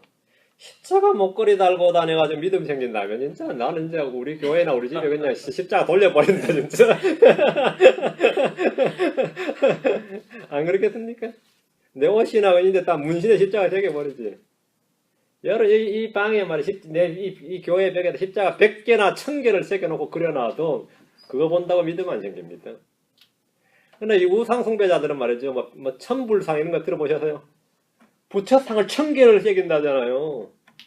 그럼 뭐가 되는 거죠? 믿음 생겨요? 천배 한다는 말 들어보셨죠? 1000번을. 근데 기독교인들 없겠느냐? 그게 뭐죠? 천재라잖아요. 솔로몬의 번제 1000번제라잖아요. 1000번제할 때 번이 그게 버닝입니다. 태울 번자예요. 버닝 오퍼링 1000개라고 번이 타임스가 아니고 1000번 제사 지냈다는 말이 아니고 솔로몬은 그날 한 번 제사 지냈습니다. 1000개의 번제물을 드려서 솔로몬이 왕이었기 때문에 재산이 많으니까 양을 1000마리를 잡아서 번제물 1000개를 드렸어요. 솔로몬은 1000개 안 드려도 됩니다. 한 마리만 드려도 돼요. 근데 이제 자기 왕으로 취임했기 때문에 국가적인 이 희생제물을 한번 드린 건데 1000개 번제물을 발해서 드린 거예요.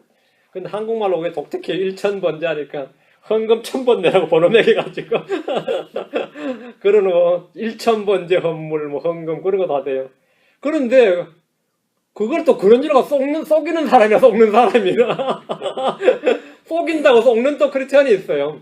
속인다고 속는 크리스천이 있으니까 그게 먹히는 거죠. 우리 교회 1000번제 헌물 드립니다. 자원하실 분 하면 또 손들 가지고 결국 하고야 말아요. 그게 뭐라 그러죠? 지각이 없는 짐승이다 이 말입니다. 그 이사야 45장 16절입니다.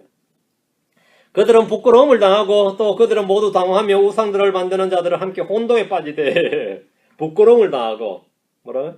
당황하며 혼동에 빠지되 그게 잘못하는 건 이런 겁니다. 우상을 만드는 자들, 우상을 신뢰하는 자들은 다 혼동에 빠집니다. 우상이 할 수 있는 일은 그것을 신뢰하는 자들을 부끄럽게 하고 당황하게 하고 혼동에 빠지게 하는 것이 전부입니다. 여러분들 잘 한번 보세요. 믿음 있는 사람, 말씀을 믿는 사람의 얼굴하고 말이죠. 그 맨날 방언하면서 체험을 따른 사람 얼굴하고는 표정이 달라요. 열심히 믿는 사람들도 마찬가지예요. 믿음 좋다는 사람 보면 저는 딱 보면 알아요. 이게 또 마귀 몇 마리 들렸구나 싶은 얼굴에 얼이 빠져 있어요. 진짜 혼이 빠져 있다고. 우리 교회도 얼마 전에 한 분 왔는데 그분도 또 열심히 은사지 교회 다니는데 좀 밖에서 만났거든요. 처음 보는 분이라서 혹시 어떻게 오셨어요? 이렇게 말씀 침례교회 찾아왔더니 아이 잘 오셨습니다. 근데 얼이 빠져 있어. 그래서 이분이 또 은사지 교회에서 왔구나 싶었는데 은사지 교회에서 왔구나 했는데 평생 그걸 추구하니까요. 그 체험과 말씀 중에서 말씀보다 체험을 더 추구하는 거죠. 근데 다 한번 보세요. 혼동스러운 거죠. 혼동에 빠져 있습니다. 혼동에. 성경에 나오잖아요. 우상들을 만드는 자들은 뭐라고요? 함께 혼동에 빠지되 혼동에 빠지되 진짜 혼동에 빠집니다. 혼동에 빠져. 하박국 2장 18절에 새긴 형상이 무슨 유익을 주기에 그것을 만드는 자가 그것을 새겼느냐. 부어 만든 형상 곧 거짓들을 가르치는 선생이 무슨 유익을 주기에 자기 작품을 만드는 자가 그것을 신뢰하여 말 못하는 우상들을 만들려 하느냐. 무슨 유익을 주기에 무슨 유익을 주기에 아무런 유익이 없습니다. 아무런 유익이 없어요. 여러분이 소볼 마인드를 가져야 된다 말이죠. 예수를 믿는 사람은 말이죠. 홀리 스피릿을 내 마음에 가진 사람은 냉철한 소볼 마인드를 가져야 돼요. 냉철한 마인드. 성경에 나오는 그거를 근신하는 개혁성경에 아마 근신하는라고 나오나? 뭐 어떻게 나오죠? 사운드 마인드가 있어야 된다 이 말이죠. 깨어있는 마음이라 이걸 성경에는. 근데 우상을 섬기는 자는 confound 항상 혼동에 빠져 있습니다. 혼동에. confounding이요. 완전 혼동에 빠져 있어요. 소버 마인드가 없고 사운드 마인드가 없어요. 사운드 마인드가 없어요. 자, 7절입니다. 호세아 8장 7절. 그들이 바람을 심었은즉 겨울이 바람을 거두리라. 그것이 줄기가 없은즉 싹이 양식을 내지 못할 것이요 혹시 낸다 할지라도 사구인들이 그것을 삼키리라. 이 바람을 심었다는 표현은 한국인들에게는 익숙한 표현이 아닙니다. 바람 났다. 이건 익숙한 표현이죠. 바람 났다. 또 바람 피운다. 바람 맞았다. 그건 뭐죠? 그것도 익숙한 표현이죠. 설명이 필요 없죠. 오늘 나갔다가 바람 맞았다. 아주 익숙한 표현인데 바람을 심었다는 말은 아마 한국어 사전에도 없을 겁니다. 바람을 심었다는 표현이 있나요? 거의 쓰지 않는 말이죠. 이건 성경식 표현인데 성경에는 바람에 대한 몇 가지 독특한 표현이 있습니다. 자, 그럼 이제 제가 몇 가지 표현을 읊어줄 테니까 한번 들어보시면 바람을 심었다는 말이 무슨 뜻인지 딱 와닿을 겁니다. 잠언 11장 29절에 자기 집을 어지럽히는 자는 바람을 상속하며 이런 말씀이 있습니다. 바람을 상속한다. 좀 와닿습니까? 잠언 27장 16절에 누구든지 그녀를 숨기는 자는 바람을 숨기며 오른손에 향유고 저절로 새는 향유를 숨기느니라. 바람을 숨기며 소용없는 짓이다 이 말입니다. 헛된 짓이다. 바람을 상속한다. 헛것을 상속한다는 말입니다. 바람을 숨기는 자는 뭐라고요? 향유고 저절로 새는 향유를 숨기느니라. 향유를 내가 손으로 잡으면 숨길 수가 없죠. 그 냄새의 문제니까 이건 잡는 문제가 아니라고 시각의 문제가 아니기 때문에 그 바람을 숨긴다는 말은 향유를 숨기는 것 같아요. 아무 쓸데없는 짓이다 이 말입니다. 바람을 상속한다는 것은 실체가 없는 헛된 걸 말합니다. 바람을 숨긴다는 말씀 역시 아무 소용이 없다는 겁니다. 전도서 5장 16절에 이것도 큰 악이라. 모든 면에서 그가 온 그대로 가리니 바람을 얻으려고 수고한 자에게 무슨 유익이 있으리요. 바람을 얻으려고 했죠. 바람을 얻으려고 수고한다. 이 역시 헛된 노력과 수고에 대한 말씀입니다. 예레미야 2장 24절에는 바람을 맡으며 이 말씀인데 어떤 냄새를 맡는다는 말이고요. 주님께서 예레미야 5장 51장 1절에 내가 멸망시키는 바람을 일으키며 이렇게 말씀하셨는데 이 바람은 이 태풍이나 토네이도 같이 사람을 쓸어버리는 어떤 심판의 바람입니다. 주님은 자신의 곳간에서 바람을 내신다고 하셨습니다. 바람이 바다에 불면 파도가 일어납니다. 물이 저절로 파도를 일으키지 못합니다. 바람이 파도를 일으키는 겁니다.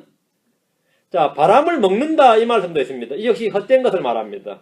바람을 심었다는 것은 그들이 아무 쓸모없는 것, 헛된 것을 심었다는 말입니다.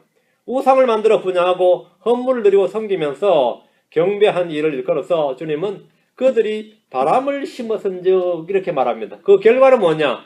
바람을 심었는데도 해오리 바람을 거두리라. 해오리 바람은 성경에서 항상 주의 재림과 임재를 나타냅니다. 해오리 바람은 주의 재림, 주의 심판을 나타내는 말입니다. 엘리야는 해오리 바람을 타고 하늘로 올라갔습니다. 불말이나 불병거 타고 올라간 게 아니고요. 해오리 바람을 타고 올라갔어요. 하나님은 욥에게 해오리 바람 속에서 응답하셨습니다. 주님은 해오리 바람같이 그들을 제거하시고 멸망이 해오리 바람같이 이른다 하는데 토네이도를 생각하시면 됩니다. 이스라엘은 해오리 바람 앞에 굴러다니는 물건같이 도망가고 쫓겨다녔습니다. 아시리아와 바빌론은 해오리 바람이 지나가는 것 같이 이스라엘을 쓸고 지나갔다는 겁니다.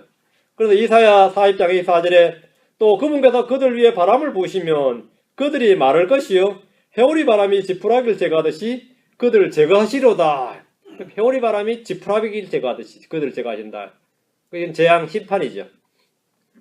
바람을 심었는데 헛된 것을 심었더니 주님께서 해오리 바람을 보내주셨다는 말입니다. 그 열매로. 말씀의 씨앗이 좋은 밭에 뿌려지면, 좋은 마음밭에 뿌려지면 30배, 60배, 100배 열매를 맺듯이 사람이 헛되이 우상을 숭배하고 불법을 또는 죄를 심으면 그에 못지않은 수확을 거두게 됩니다. 호세아 13장으로 가서 33장 3절 뒤로 가서 똑같은 비단표현이 나옵니다. 그러므로 그들은 아침 구름같이 사라지는 새벽 이슬 같으며 타작마당에서 해오리 바람에 날리는 겨 같고 꿀뚝에서 나는 연기 같으니라. 해오리 바람에 날리는 겨 했죠. 해오리 바람은 주님께서 보내신 것이고 겨는 이스라엘입니다. 그들이 거둔 해오리 바람은 그들을 흩어버리는 바람입니다. 이스라엘이 바람을 심고 거둔 해오리 바람은 그들을 온 세상의 모든 민족 가운데 흩어버리는 강력한 토네이도였습니다. 스가랴 7장 14절에 오직 내가 그들을 해오리 바람으로 흩대 그들이 알지 못하던 모든 민족들 가운데로 흩으리니 그러므로 그 땅이 그들을 따라 황폐하게 되어 아무도 지나가거나 돌아오지 아니하였느니라. 그들이 그 기쁨의 땅을 황폐하게 하였느니라 하시니라. 해오리 바람으로 흩어버렸다. 그 이스라엘은 가나안 땅에만 살다가 온 세상 모든 민족들 가운데로 흩어졌습니다. 그게 바로 해오리 바람을 거두었다는 표현입니다. 이 바람은 폭풍과 더불어서 거기에 궁궐들을 상치는 바람이었습니다. 다시 호세아로 갑니다. 8장 8절 이스라엘 삼켜자 선적이 이제 그들이 이방인들 가운데서 기쁨을 담지 않는 그릇같이 되리니. 이스라엘은 해오리 바람에 삼켜졌고 그들이 거둔 해오리 바람은 주께서 보내신 심판의 바람이었고 그들을 흩어버리고 그 땅에서 뽑아서 민족들 사이에 흩어버린 그런 바람이었습니다. 세상에 흩어진 이스라엘은 더 이상 이방인들 가운데서 특별한 민족이나 놀라운 사람들이 아닙니다. 그냥 살아남기 위해서 고생고생하는 불쌍한 민족에 불과했습니다. 나라 잃어버린 민족에 슬픔하면 유대인 이렇게 뭐 그런 식의 그 생존을 해서 악전고투를 해야 됩니다. 이스라엘은 메시아 왕국이 세워질 그날까지 기쁨을 담지 않는 그릇같이 고통의 눈물을 먹고 삽니다. 9절 10절 이는 그들이 아시리아로 올라가서 자기 홀로 가는 들나귀가 되었기 때문이라. 에브라임이 사랑하는 자들을 고용하였도다. 참으로 그들이 민족들 가운데서 고용하였을지라도 이제 내가 그들을 모으리니 그들이 통치자들의 왕이 지워준 짐으로 인하여 잠시 슬퍼하리라. 북왕국 이스라엘은 아시리아로 올라가서 자기 홀로 가는 들나귀가 되었다 그랬죠. 들나귀는 성경에서 거듭나지 않는 죄인들을 예표하는 짐승입니다. 에브라임은 아시리아와 이집트에게 도움을 구하며 그들을 고용했지만 그들에게는 동료가 없었습니다. 이스라엘은 홀로 거하는 민족입니다. 이스라엘은 민족들 가운데 하나로 여겨지지 않습니다. 여러분 이 사실을 좀 주목해야 됩니다. 민수기 23장 9절 민수기 3장 9절. 이 지상에 200개 이상의 민족이 있지만 이스라엘은 홀로 거하는 민족이에요. 어떤 민족과 동맹을 맺거나 동화가 될 수 있는 민족이 아닙니다. 민수기 23장 9절. 보라. 민수기 3장 9절. 자, 내가 바위들 꼭대기에서 그를 보며 작은 산들에서 그를 바라보나니 보라. 이 백성은 홀로 거할 것이요 민족들 가운데 하나로 여겨지지 아니하리로다. 이 백성은 뭐라고요? 홀로 거할 것이요. 이스라엘은 홀로 거합니다. 어떤 민족들 동맹을 맺거나 동화가 되거나 이게 안 되는 민족입니다. 홀로 거할 것이요. 홀로 거할 것이요. 이 백성은 홀로 거할 것이요. 유일한 독특한 민족이죠. 민족들 가운데 하나로 여겨지지 아니하리라. 많은 민족들 가운데 하나가 아니에요. 그냥 다른 민족이지. 이질적이란 말이죠. 완전 이질적인. 예. 많은 민족들 가운데 하나로 여겨지지 않습니다. 이스라엘은 독특한 민족이에요. 그런데 이들이 민족들 가운데서 사랑하는 자들 고용하고 동맹을 맺습니다. 그러나 오히려 그들이 맺은 동맹이 그들에게 짐이 되고 슬픔이 됩니다. 이스라엘이 친구가 되려 했던 민족들은 하나같이 이스라엘을 배반하고 그들을 내리쳤습니다. 유대인들은 지구상에서 믿을 수 있는 민족이나 동맹을 맺을 수 있는 민족이 단 하나도 없습니다. 단 하나도 없어요. 그 사실을 아는 건 역사를 통해서 뼈저리게 배운 겁니다. 2차 세계대전 때 또 연합군에 붙어서 드디어 이스라엘을 좀 해볼까 했는데 연합군에 붙었는데 영국이 뒤를 친 거예요. 전쟁에 승리할 때까지 유대인들의 자산과 그들의 그걸 막 이용을 해먹었죠. 그래서 딱 독일을 이기자마자 그 영국 왕부터 시작해가지고 이스라엘을 뒤통수를 쫙 쳤는데 이스라엘 고생 엄청 했죠 그때. 어쨌든 땅은 겨우 어떻게 회복했는데 계속 아르헨티나로 가라. 미국 조지아 주가 어떠냐. 이스라엘 땅 거기 말고 그 아르헨티나로 가서 지금 아르헨티나가 유대인이 많은 겁니다. 그 땅 말고 다른 데로 가서 정착하라는 거예요. 그 땅은 안 된다. 근데 영국에 마치 벨포어라는 외무장관이 있었는데 그 사람이 의회에서 성경을 딱 펴놓고 이스라엘이 살아야 할 곳은 이 땅이다. 팔레타인 땅이다. 이 땅을 줘야지 다른 어느 땅도 소용없다. 그래서 천신만고 끝에 하는데 그때 수상이 누구냐? 처칠이었어요. 이 처칠이 또 배반을 때린 거예요. 처칠이 안 된다는 거예요, 이게. 그 처칠이 아주 이스라엘을 아주 해악을 많이 끼친 수상입니다. 그래서 처칠이 물러난서부터 영국은 진짜 해가 지지 않는 왕국을 고사하고 지금도 삼류국가 이하죠, 사실은. 핵이 있으니까 큰 소리 치는 거죠. 영국 지금 전 세계에서 삼류국가 이하입니다. 완전히 망조가 들어버린 거죠, 영국이. 그러니까 이스라엘을 잘 대해줘야 복을 받습니다. 근데 그때 이스라엘은 한 번 떠는 게 최근에 느낀 거 하나가 합니다. 이 미국도 지금 어떻게 이스라엘 도와주러 갔었는데 미국 대통령들이 이스라엘 굉장히 괴롭힙니다. 특히 지금 대통령 오바마 같은 경우는 말이죠. 이스라엘 겨우 전쟁해가지고 땅 하나 뽑아놓으면 뺏어놓으면 뭐라 합니까? 며칠까지 철군하라고 그 땅 돌려주라고 가자지고는 너희 땅이 아니다 이런.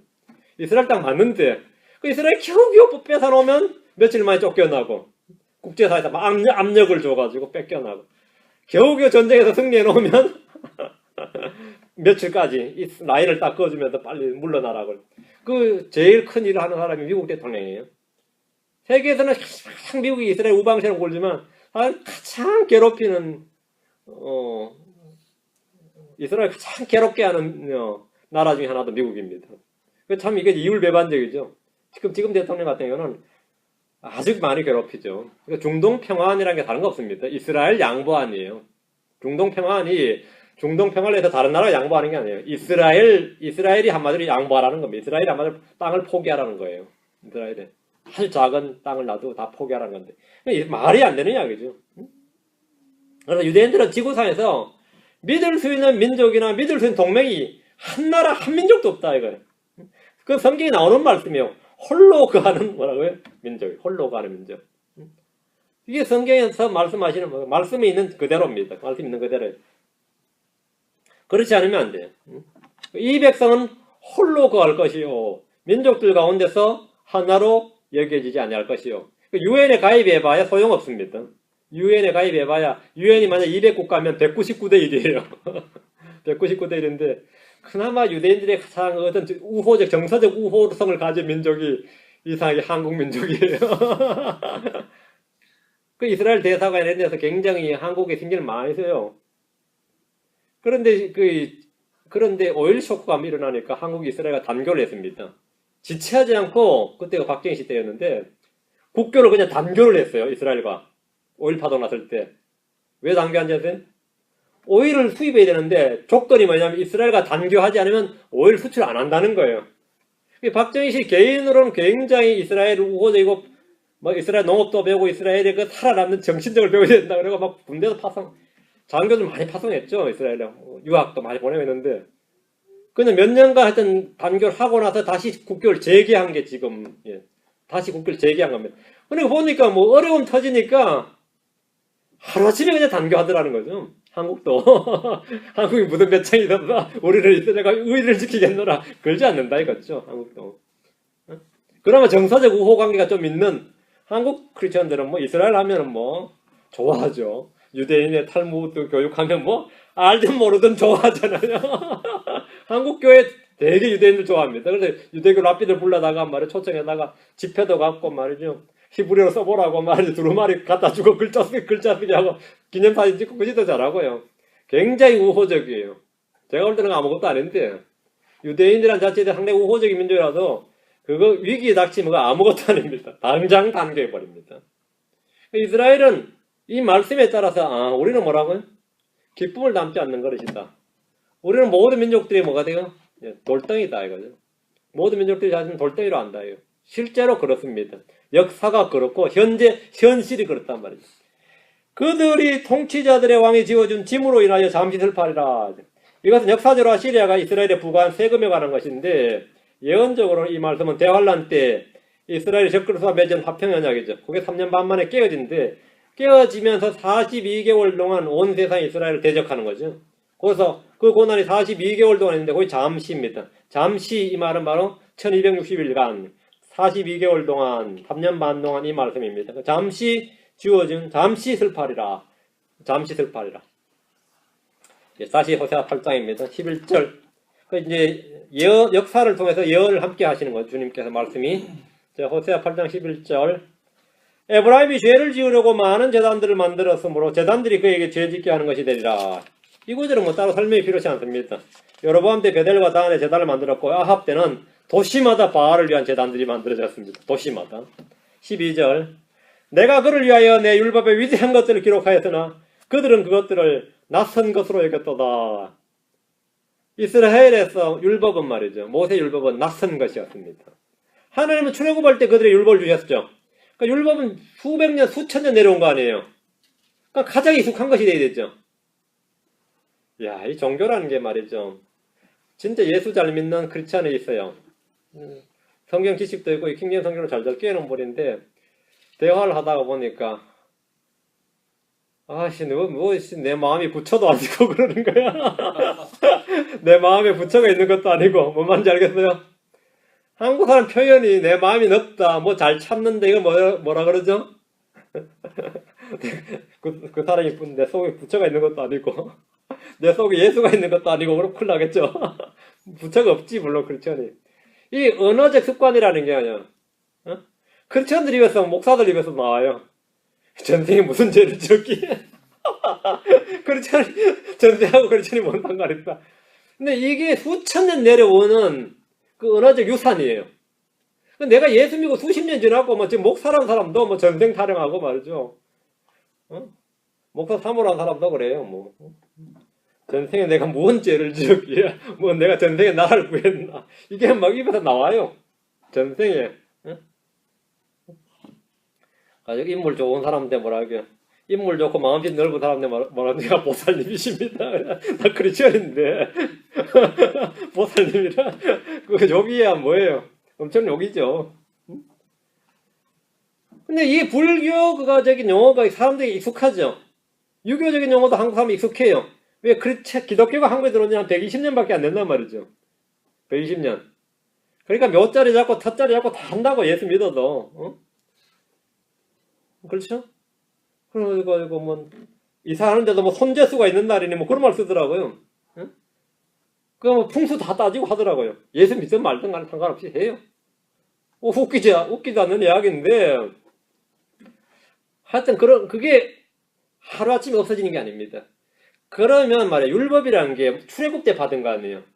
그래도 이 정도면 세월이 흘렀으면 그냥 흘러가는 짬밥으로도 율법이 익숙한 게 맞죠. 이스라엘 언어 생활에 모든 게 율법이 익숙한 게 맞아요. 그런데 이스라엘은 어떻게 된 것인지 낯선 것을 율법이 그들에게는 익숙한 게 아니라 낯선 것이었다. 응? 낯선 거예요. 그들의 주님께서 돌판에 친히 손가락으로 십계명을 기록해 주셨고 모세를 통해 율법책을 기록해서 그들 모두 앞에서 읽어주고 돌판에 새겨주시고 맹세 언약을 맺었어요. 내 율법의 위대한 것들이란 말씀대로 주의 율법은 이스라엘 백성들의 통치 규범이고 국가, 정치, 종교, 토지, 민형사상의 재판에서 관련된 모든 생활의 기본법입니다. 모세의 오경은 이스라엘의 왕이라면 누구나 필사해서 그걸 곁에다 두고 매일 읽고 묵상하고 거기에 기록된 대로 행해야 됩니다. 그렇게 하면 주님께서 복을 주신다고 하셨습니다. 백성들이 주의 율법을 지키면 주님은 땅에서 눈에 보이는 물질적인 복을 약속하셨습니다. 이스라엘은 주님이 주신 복을 충분히 누렸습니다.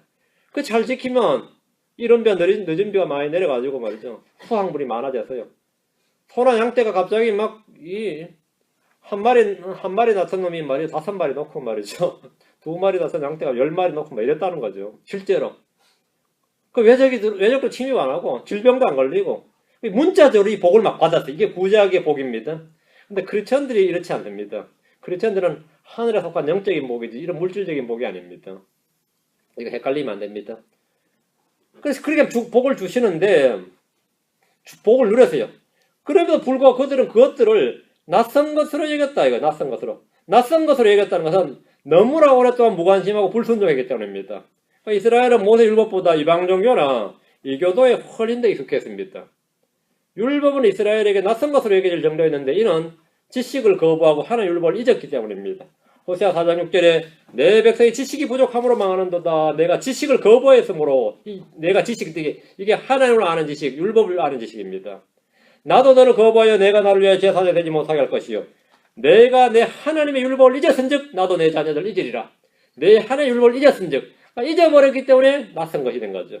이 정도면 율법이 낯선 것은 당연한 일이죠. 그들은 그분과의 언약, 그분의 언약과 그분께서 자기들에게 증언해 주신 증언을 거부했습니다. 잊어버렸고 두 번째 거부했습니다. 그들은 주 자기들 하나님의 모든 명령을 버렸습니다. 그들은 주를 거역하며 율법을 자기 등 뒤에 두었습니다. 등 뒤로 던져버렸다는 겁니다. 시편 50편 17절 봅시다. 왜 이 율법이 익숙한 게 아니라 낯선 것이 되었느냐는 겁니다. 시편 50편 17절 주님께서 율법의 위대한 것들을 기록해 주셨는데 그들에게는 낯선 것으로 여겼도다. 그들에게 낯선 것으로 여겼도다. 이 시편 50편 17절 내가 교훈을 미워하고 내 말들을 내 뒤로 던지며 내가 교훈을 미워하고 내 말들 주의 말씀들을 내 뒤로 던지며 이스라엘은 주의 법을 들으려 하지 아니하는 자녀들이었습니다. 그들은 주님께서 말씀하시면 우리가 아니하리라 이렇게 반복할 뿐이었습니다. 그러니까 이제 낯선 것이 됐어요. 너무나 생소한 것입니다. 크리스천들이 말이죠. 제가 설교를 하면 다 들어본 이야기입니다. 이게 정상이어야 되죠. 성경 읽은 사람이. 처음 들어보는 이야기예요. 이게 굉장히 많습니다. 제가 처음 들어보는 이야기입니다. 제 교회 지금 몇십 년째 다니는데 처음 들어보는 이야기입니다. 낯선 것이죠. 낯선 것이에요. 난 처음 들어보는 이야기라. 처음 들어보는 이야기예요. 응? 얼마나 성경 안 읽었던지. 그러니까 이 말이죠. 사복음서 말하니까 마태, 마가, 누가, 루터복음이라잖아요. 루터복음이라죠. 루터복음. 그러니까 그 듣는 사람이 나는 자네가 이렇게 성경을 잘 아는 줄 몰랐다 그러잖아요. 듣는 사람이. 듣는 사람이 그래요. 내가 이번에 주일학교 교사를 우리 교회에서 주일학교 교사를 맡아달라고 해서 맡기로 했다 그러니까 듣는 사람이 자네가 성경을 뭘 안다고 주일학교 교사를 하는가 그러니까 내가 성경을 많이 아는 축에 속한다고. 그래서 그 사람 퀴즈를 내보겠다고 그랬어요. 퀴즈를 내니까 하는 말이 사복음서를 말해보게 그러니까 그렇게 말한 겁니다. 마태, 마가, 누가, 루터 이렇게.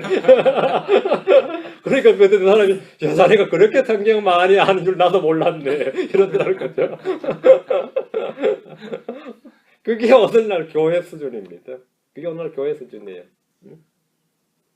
어떤 분이 저한테 그렇게 킹제임스 성경 외치면 그 사본에 대한 지식이 없고 균형이 안 잡힌 거 아니냐. 상당히 이단성이 농후합니다. 나보고 그래요. 오케이 그렇다 치고 그러면 당신이 하나님의 말씀이라고 믿을 만한 당신이 생각해 당신 자신이 하나님의 말씀이라고 생각하거나 믿는 그럼 성경을 나한테 한번 추천해 보라 그러니까 유구무원이에요. 그럼 당신은 하나님의 말씀이라고 생각하는 성경이 없단 말이에요. 그러니까 설마 개역 성경 하니까 그건 자기도 참 아니지. 그럼 한 가지만 말해보라고. 나는 킹제임스 성경을 말하는데 그럼 당신이 나보고 자꾸 이단성이 너무하다 그러지 말고 당신이 생각하기에 당신이 무한 하나님의 말씀이라고 생각할 만한 추천할 만한 성경 한번 말해보라 그래. 없지 뭐. 한마디만 당신 속에는 성경이 없는 거죠. 니는 성경이 없는 사람이다 이거죠. 성경이 없는 사람은 신자가 아닙니다. 성경이 없는 사람이 어떻게 신자예요? 당연히 기독교란 종교를 가진 사람이지 하나님의 말씀을 가진 사람이 아니에요. 많은 사람들이 사본이 어떻고 원본이 어떻고 하는데 그들이 가진 원본은 말이죠.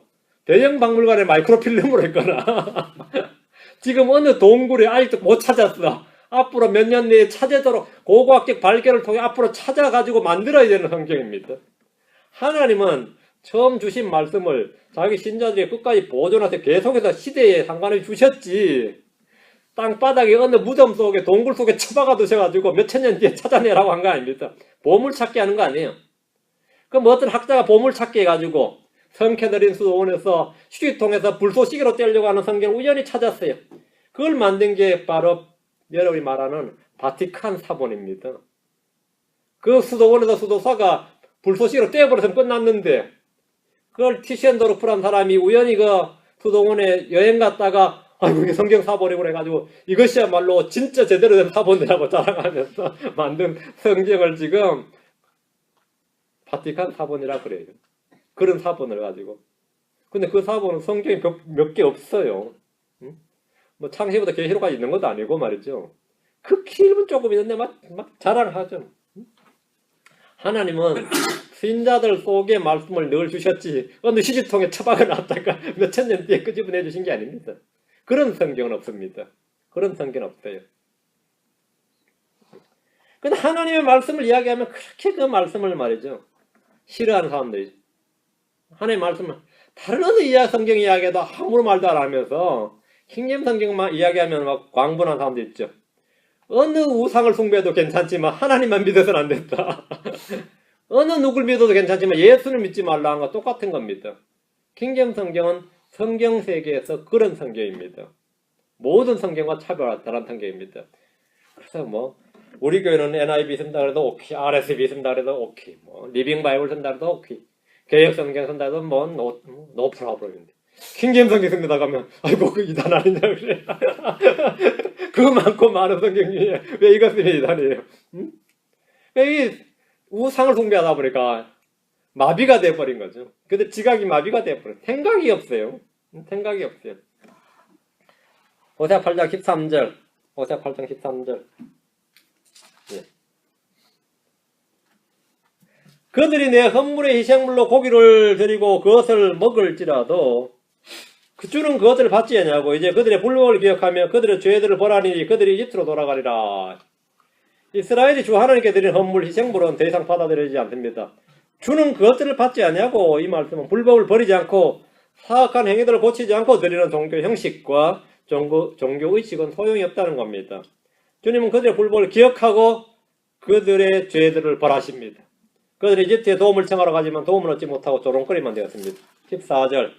이스라엘은 자기를 만든 신의를 잊어버리고 신전들을 지으며 유다는 성벽을 누른 도시들을 많이 늘렸으나 내가 그의 도시들을 불을 보내어 그것이 거기에 궁궐들을 삼키게 하리라. 이스라엘은 자기를 만드신 주 하나를 잊어버린 이유가 그들이 먹고 배불렀기 때문이라고 했습니다. 그래서 배불렀다. 그들이 주 하나님을 소홀히 했기 때문에 무시했기 때문이라고 했고 사람이 보이지 않는 하나님을 잊어버린 일은 사실 너무나 쉬운 일입니다. 사람이 보이는 우상은 잘 안 잊어버리는데 보이지 않는 하나님을 섬기다가 하나님을 잊어버린 일은 쉬워요. 왜? 하나님은 영이시기 때문에 사람이 너무나 쉽게 잊어버릴 수 있습니다. 그럼 하나님을 잊지 않는 방법이 하나 있어요. 그게 뭐죠? 보이는 게 있습니다. 주의 말씀입니다. 이 기록된 말씀을 굳게 잡고 잊지 않으면 우리는 쉽게 잊어버립니다. 이 말씀을 반복해서 보셔야 돼요. 성경이 항상 눈에 보이는 장소에, 손에 잡히는 장소에 두고 표지라도 하여튼 봐야 돼요. 여러분은 하루에 바쁘셔도 성경을 많이 못 읽으시면 말이죠. 성경 찾는 거 쉬우세요?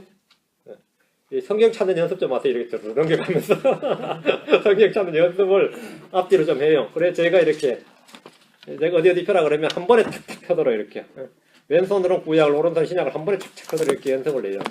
그래야 설교되는데 편합니다. 편해요. 그러니까 여러분 자꾸 연습을 해야죠. 성경을 어디 있는지 딱 알아놔야 됩니다. 그러니까 평소에 말씀을 꾸준히 접하도록 하세요. 안 잊어버린 방법입니다. 여러분이 전화번호를 외워도 잊어버리죠. 안 잊어버린 전화번호는 자주 쓰는 전화번호예요. 안 잊어버린 전화번호는 자주 쓰는 전화번호고, 안 잊어버린 사람 이름은 자주 대뇌에 있는 사람이 안 잊어버리죠. 아니면 잊어버리죠. 주의 말씀도 마찬가지입니다. 안 쓰면 금방 잊어버립니다. 안 쓰면 금방 잊어버려요. 주님의 말씀을 굳게 잡고 있지 않으면 다 잊어버린다. 그죠? 예. 10편 106편으로 갑니다. 21절 22절. 성경 정말 잘 잊어버립니다. 이거 이렇게 소설이나 말이죠. 영화나 뭘 봐도 잘 안 잊어버리는데 막 잔타 6개월씩 가는데 최소한 말이죠. 이런 뭐 성경은 어떻게 된 건지 뭐 두 절마다 돌았으면 잊어버리는데 설교 듣고도 말이죠. 이제 문 나가면서 같이 반납하고 가잖아요. 오늘 들은 말씀은 반납하고 가잖아요. 그냥 가지고 집으로 안 갑니다. 그냥 다 교회 놔두고 가지. 다 반납하고 가지. 다 잊어버립니다. 차 시동 걸 때쯤 되면 벌써 뭐 다 까먹습니다. 10편 106편 21절 22절입니다. 그들이 이집트에서 큰 일들을 행하신 하나님 곧 자기들의 구원자를 잊었나니 그 일들은 곧 함의 땅에서 놀라운 일과 홍해에서의 무서운 일들이로다. 그 주님께서 이렇게 큰 일을 행하셨네. 그걸 다 잊어버렸다는 겁니다. 자기들의 구원자를 잊어버렸고 주님이 행하신 일들을 잊어버렸다는 거죠. 주께서 행하신 일들을 잊어버리면 주님은 저절로 잊혀지는 겁니다. 주님은 이들이 주 하나님을 잊어버리신 일로 탄식을 하셨습니다. 자기들을 만드신 하나님을 잊어버리고 그들은 열심히 신전들을 지었습니다. 그래서 하나님을 잊어버릴 수가 있느냐 말이죠. 하나님을 잊어버릴 수 있느냐. 그죠? 이사야 29장 23절. 이사야 29장 23절. 하나님께서도 놀랄 만큼 빠르게 잊어버리는 거예요. 이사야 29장 23절.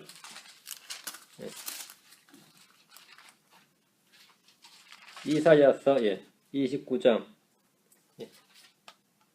그가 자기 자녀를 곧 내 손으로 그의 한가운데 지은 자녀들을 볼 때 그들이 내 이름을 거룩히 구별하여 야곱의 거룩하신 이를 거룩히 구별하고 이스라엘의 하나님을 두려워하며 영으로 잘못하던 자들도 깨닫게 되고 불평하는 자들도 교리를 배우리라. 이랬어요.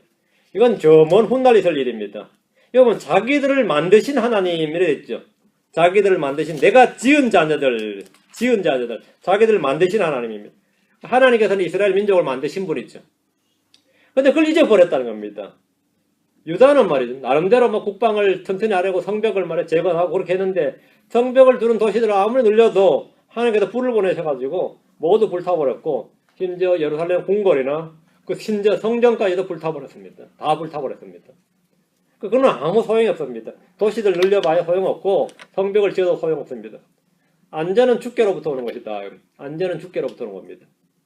우리 크리스천들도 마찬가지입니다. 나의 안전은 주께로부터 오는 겁니다. 나의 안전은 주께로부터. 나의 도움도 주께로부터 오는 겁니다. 주 예수 그리스도가 전부입니다. 전부입니다. 여러분이 주님을 잊지 않도록 해야 됩니다. 주님을 잊지 않는 방법은 주의 말씀을 내 안에 풍성히 거하게 하는 겁니다. 주의 말씀을 계속해서 붙들고 있습니다. 하나님은 보이지 않는 분입니다. 느껴지지 않습니다. 근데 말씀을 통해서 여러분 그나마 하나님을 알 수 있습니다. 하나님과 교제가 되고 연결이 됩니다. 말씀을 내 말이 영의 생명으로 했으니까 주의 말씀을 부셔리. 그래서 그렇게 해야 비로소 여러분이 어느 날 알게 됩니다. 성령으로 충만해지는 경험을 하게 되죠. 성령 충만의 경험을 하게 됩니다. 그렇죠? 그렇지 않으면 여름에 어떤 집회 같은 데 가서 말이죠. 분위기 달아가지고 막 혼이 뜨거워진 거 있죠. 몸이 막 찌릿찌릿해진다든가 막 몸이 막 모골이 송연해진다든지 마음이 뭐 뜨거워서 내골내골 굴렀다든지 막 마음에 감정이 북받쳐서 눈물을 쏟았든지 그거는 며칠 안 갑니다. 전에 내가 왜 그랬던 거고 싶지. 준아 그거 왜 그랬던가 싶죠. 응? 지금도 열심히 말씀으로 안 돼가지고 어떤 교회는 하나의 말씀으로 사람들 양육을 못해서 하는 일이 뭐냐면 끊임없이 성도들을 뜨레스디아스로 보내는 거예요. 그리를 몰아붙여. 응? 뜨레스디아스로 보내가지고 거기서 뭐 좀 받아오라는 거예요. 응? 뜨레스디아스로 보냈어. 거기 가서 분위기에 좀 젖어서 사람 좀 변화되어 오라는 거죠. 그건 교회가 할 짓이 아닙니다. 교회는 하나의 말씀으로 성도들 양육하는 것이지 뜨레스디아스 보내가지고 쓸만한 교인 만드는 그 발상 자체가 아주 사악하게 끝이 없어요. 제가 아는 분이 전화가 와서 어디냐고 물었더니 지금 뜨레스디아스 와 있습니다. 근데 거기 왜 갔냐 이렇게 월급 목사다 보니까 시키는 대로 합니다. 제가 월급 받는 목사다 보니까 다임 목사가 시키는 대로 합니다. 제가 뭐라고 했을 것 같아요? 종교생활 그만하고 때려치우라 그랬어요. 이제부터 남은 삶도 얼마 안 남았는데 우리 생도 얼마 안 남았고 주님 오시는 건 얼마 안 남았는데 제발 그만하고 때려치우라. 단 하루를 살아도 주를 위해 살 수 있는 단 하루를 살아도 진리로 좀 살 수 있는 믿음으로 살 수 있는 방안을 한번 강구해보라. 단 하루를 살아도. 그렇죠? 그러니까 주님이 나의 공급자시고 나의 동호심이고 주님이 나의 모든 것이 되어야 됩니다. 사람을 두려워하면 아무 일도 할 수 없습니다. 다른 건 아무것도 아닙니다. 여러분의 모든 것은 주님으로부터 옵니다. 여러분이 뿌린 대로 거두옵니다. 여러분 부지런히 성령으로 뿌리고 말씀을 뿌리고 화평의 씨앗을 뿌리고 우리 주 예수 그리스도를 증언하는 이런 것들을 해야 됩니다. 그렇게 해야 여러분이 거기서 충만한 열매를 거두죠. 헛된 걸 뿌리면 또 거기서 또 거두어요. 뭘 거두도 거두입니다. 주님께서는 오늘 바람을 심어선즉 해오리 바람을 거두려 하는 건 심판에 관한 말씀입니다. 이스라엘의 심판에 관한 말씀입니다. 잠깐 기도합시다. 위대하신 거룩하신 주 하나님 감사합니다. 하나님께서 은혜와 복을 주셔서 또 저희가 하나님의 말씀을 듣고 공부할 수 있어서 감사합니다. 내가 율법의 위대한 것을 내게 기록하였은지 하신 말씀대로 주님께서 우리에게 위대한 주의 말씀 성경을 우리에게 보내시고 말씀을 보내셨는데 저희가 말씀 외에 다른 것에 관심을 갖지 않도록 다른 것들에 저희가 어떤 집중하지 않도록 하나님께서 복을 주시고 저희를 하나님의 말씀을 저희 마음속에 풍성히 거하게 하는 일에 그 말씀 안에 거하는 일에 집중할 수 있도록 해주시옵시고 그 말씀이 주는 그런 풍성한 은혜와 복을 누리도록 도우실 간구합니다. 사랑하는 아버지 하나님께서 우리 주 예수 그리스도를 아는 지식에서 저희가 점점 자라나도록 도와주시고 풍성한 열매를 거둘 수 있도록 주님께서 우리를 자라게 하셔서 열매를 맺게 하시기를 간구합니다. 오늘 말씀을 들은 모든 혼들에게 복을 주십시오. 주의 성도 기도합니다. 아멘.